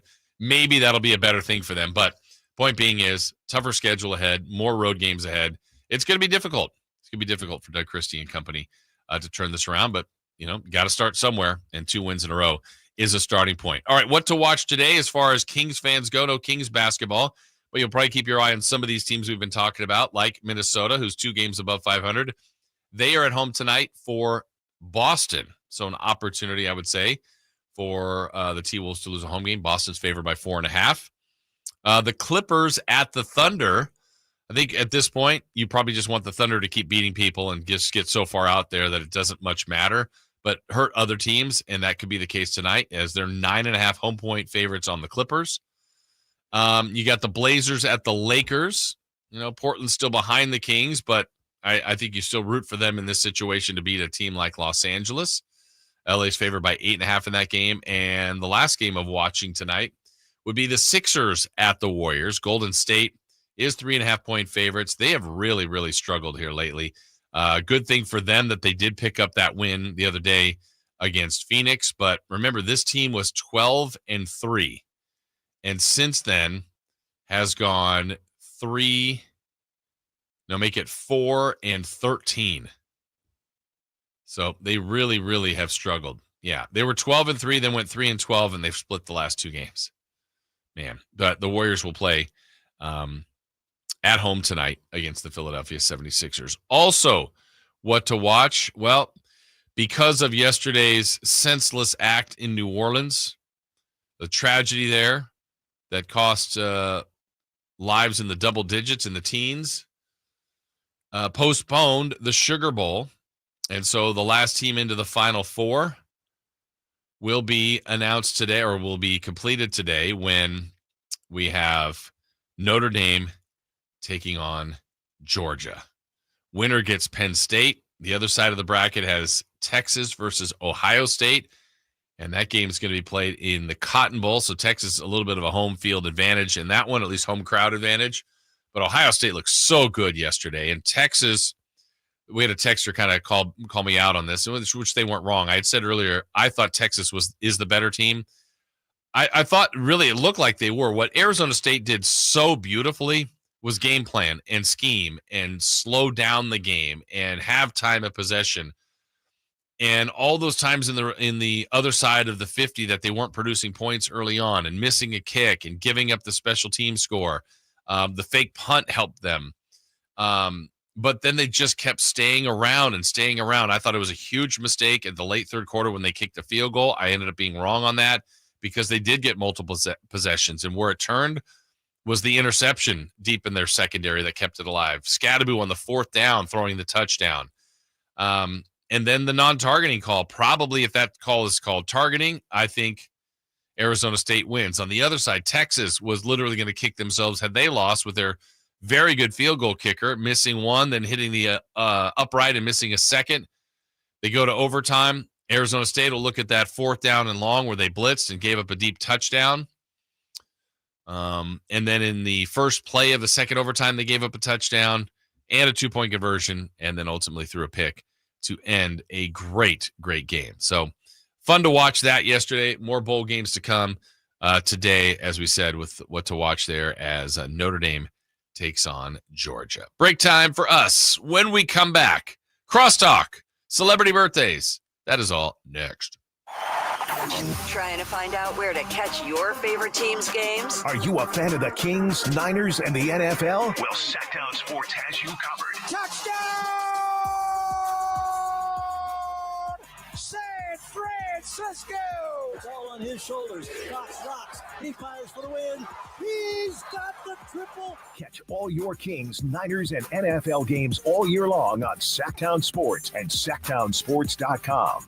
Hi, this is Greg Papa. Disasters hit every day. If your home, business, or building has suffered from any disaster, SunPoint Public Adjusters can help. SunPoint prepares, presents, and negotiates your claim with the insurance company, working only for you, making sure you get everything you're entitled to and letting their focus be on what's most important, your family or your business. Call SunPoint today at 888-247-7865 or contact us at sunpoint.us. SunPoint Public Adjusters, the gold standard in public adjusting. License number 2N14884. There's a reason why more and more people are coming from all over to Sacramento Chrysler Dodge Jeep Ram, Folsom, Elk Grove, Woodland, Roseville. And it's not just because they're centrally located next to Hagan Oaks Golf Course. It's because they make the car buying experience different than anywhere else. Yeah, of course they can get you a great price. That's the easy part. Where their general manager, Chuck Dean, and his team really make a difference is they don't believe you should have to sacrifice great customer service to get a great deal. Stomp on in today and see for yourself. That's Sacramento Chrysler Dodge Jeep Ram. It's the place where a handshake still means something. This holiday season, Capital One reminds you to give yourself the gift of 1.5% cash back with the Capital One Quicksilver Card. Can I earn 1.5% cash back on birds? Birds? What if you sent your true love 2 turtle doves plus a partridge in a pear tree? Sure, but why would anyone want that? The song was very convincing. Earn 1.5% cash back on all your holiday purchases with the Capital One Quicksilver Card. What's in your wallet? Terms apply. See CapitalOne.com for details. Getting quality employees to fill positions in your company is essential, but finding those people can be a major hassle unless you use ZipRecruiter. ZipRecruiter makes finding quality people a breeze. ZipRecruiter's advanced technology identifies candidates with the right skills, sends you great matches, then you can easily invite them to apply. 4 out of 5 employers who post on ZipRecruiter get a quality candidate within the first day. See for yourself. Go to ZipRecruiter.com/free to try ZipRecruiter for free. That's ZipRecruiter.com/free. Did you know your skin is the largest organ of your body? Huh? That's why you should shower with Old Spice Super Hydration Body Wash instead of plain old bar soap. Love your skin by super hydrating it with vitamin B3 and glorious notes of vanilla and shea.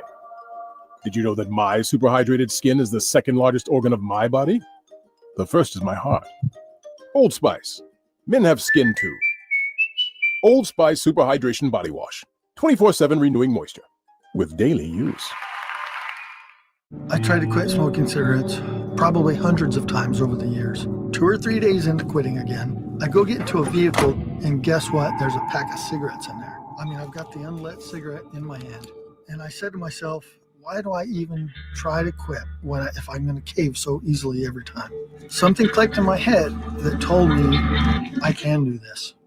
Every attempt is part of your story to quit for good. Visit Kick It California today at kickitca.org.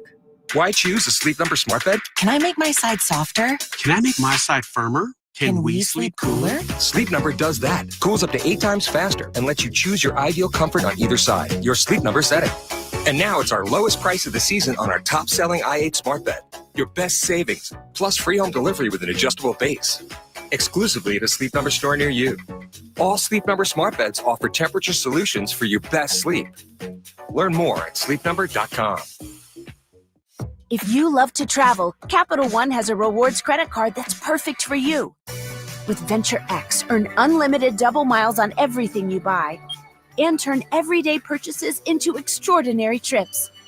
Plus, receive premium travel benefits like access to over 1,300 airport lounges where you just check in and chill out. Open up a world of possibilities with Capital One.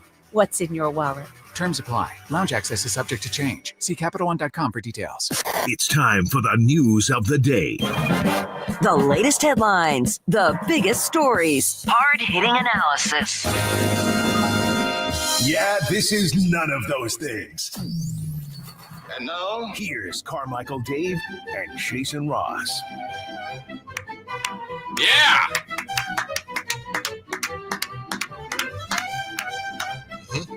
Someone on our text YouTube chat watching delayed. Is G-Man's postgame with Malik going to be played? Please. Yeah, we played it. We aired it. I don't know how far delayed you are, but yeah.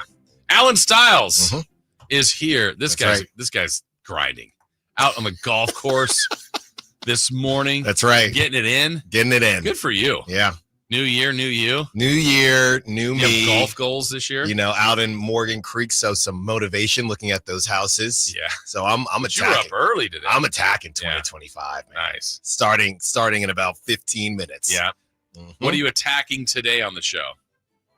Just from watching the game, I'm still trying to assess the differences between a Mike Brown game and a Doug Christie game. Okay, fair enough. It feels, besides the just new coach, new voice, the X's and O's of it. And it feels like Doug is riding hot hands more.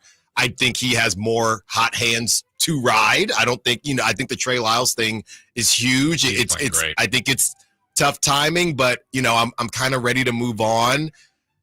That's one thing. It feels like there's less Sabonis offensively. Even the DHOs they were doing less of, but feels like there's less Sabonis. Feels like there's a little less DeRozan. He's really turning into just a better Harrison Barnes offensively. I'm here when you need me type deal. So just assessing all that. The Sam Amick sound from your show, of course, a lot of Doug Christie sound, that video that the Kings posted, just assessing where the Kings are at right now. Because normally I'm the guy where no Joel Embiid, I don't care, right? But this team, Paul George, I'm a huge Tyrese Maxey fan.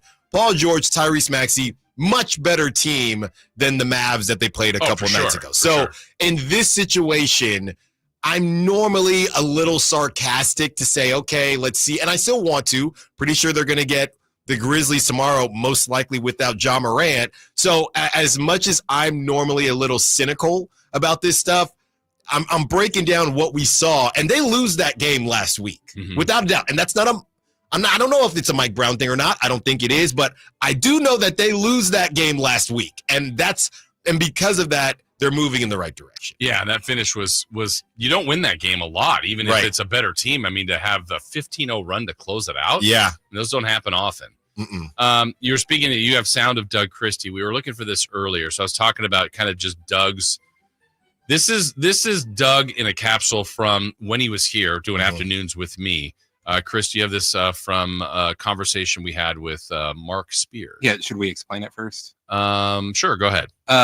Doug he's all about positive mental attitude, and he says that he wakes up every morning and says, Sacramento Kings, NBA world champions. Like, put it out in existence and it could happen. And he was explaining that to Mark, and this is what happened.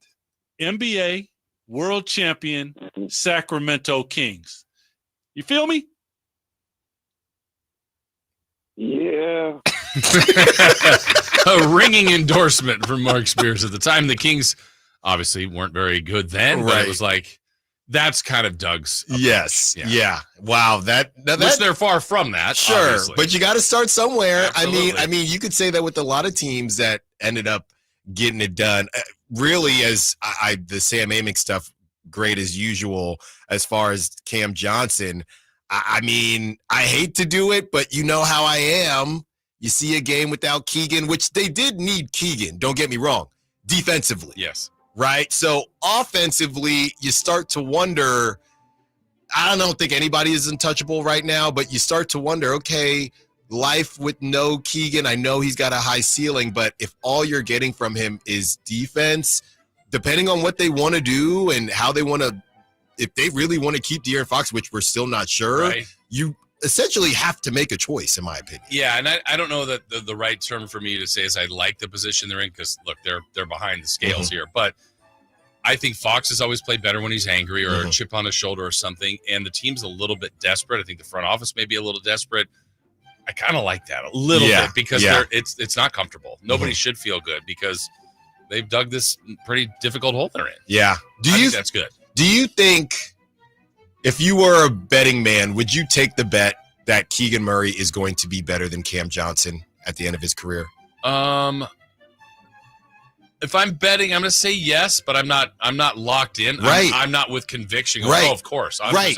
Exactly. And because of that, some tough decisions might have to be made. And I think, the other part, too, about development in the league, I mean, Keegan's developing, but sometimes it's like Fox had been around and been good. Like, he's gotten to a whole nother level, like 7 years into the league, 6 years into the league. And I'm not saying, you have to wait, but sometimes I don't know. And I'm not surprised about Keegan's lack of offense this year based on Fox, Sabonis, and adding DeRozan. I thought was kind of predictable, but it's just like the timely shots. He's not making any of them. None. And this is not listening to Sam Amick made me think, because what do you care about more, first round picks or what you think Keegan will be? Yeah. Because that might be what it comes down to. So I'm curious. I'm doing the interview. You're kind of engrossed in anything jump out specifically from Sam to you that caught your ear? I mean, just the idea. We always joke about the words that get used, the grumblings and rumblings and whispers, and the fact that the Kings are kind of zero in on Cam. That's what made me think, okay, they might be willing to do something that we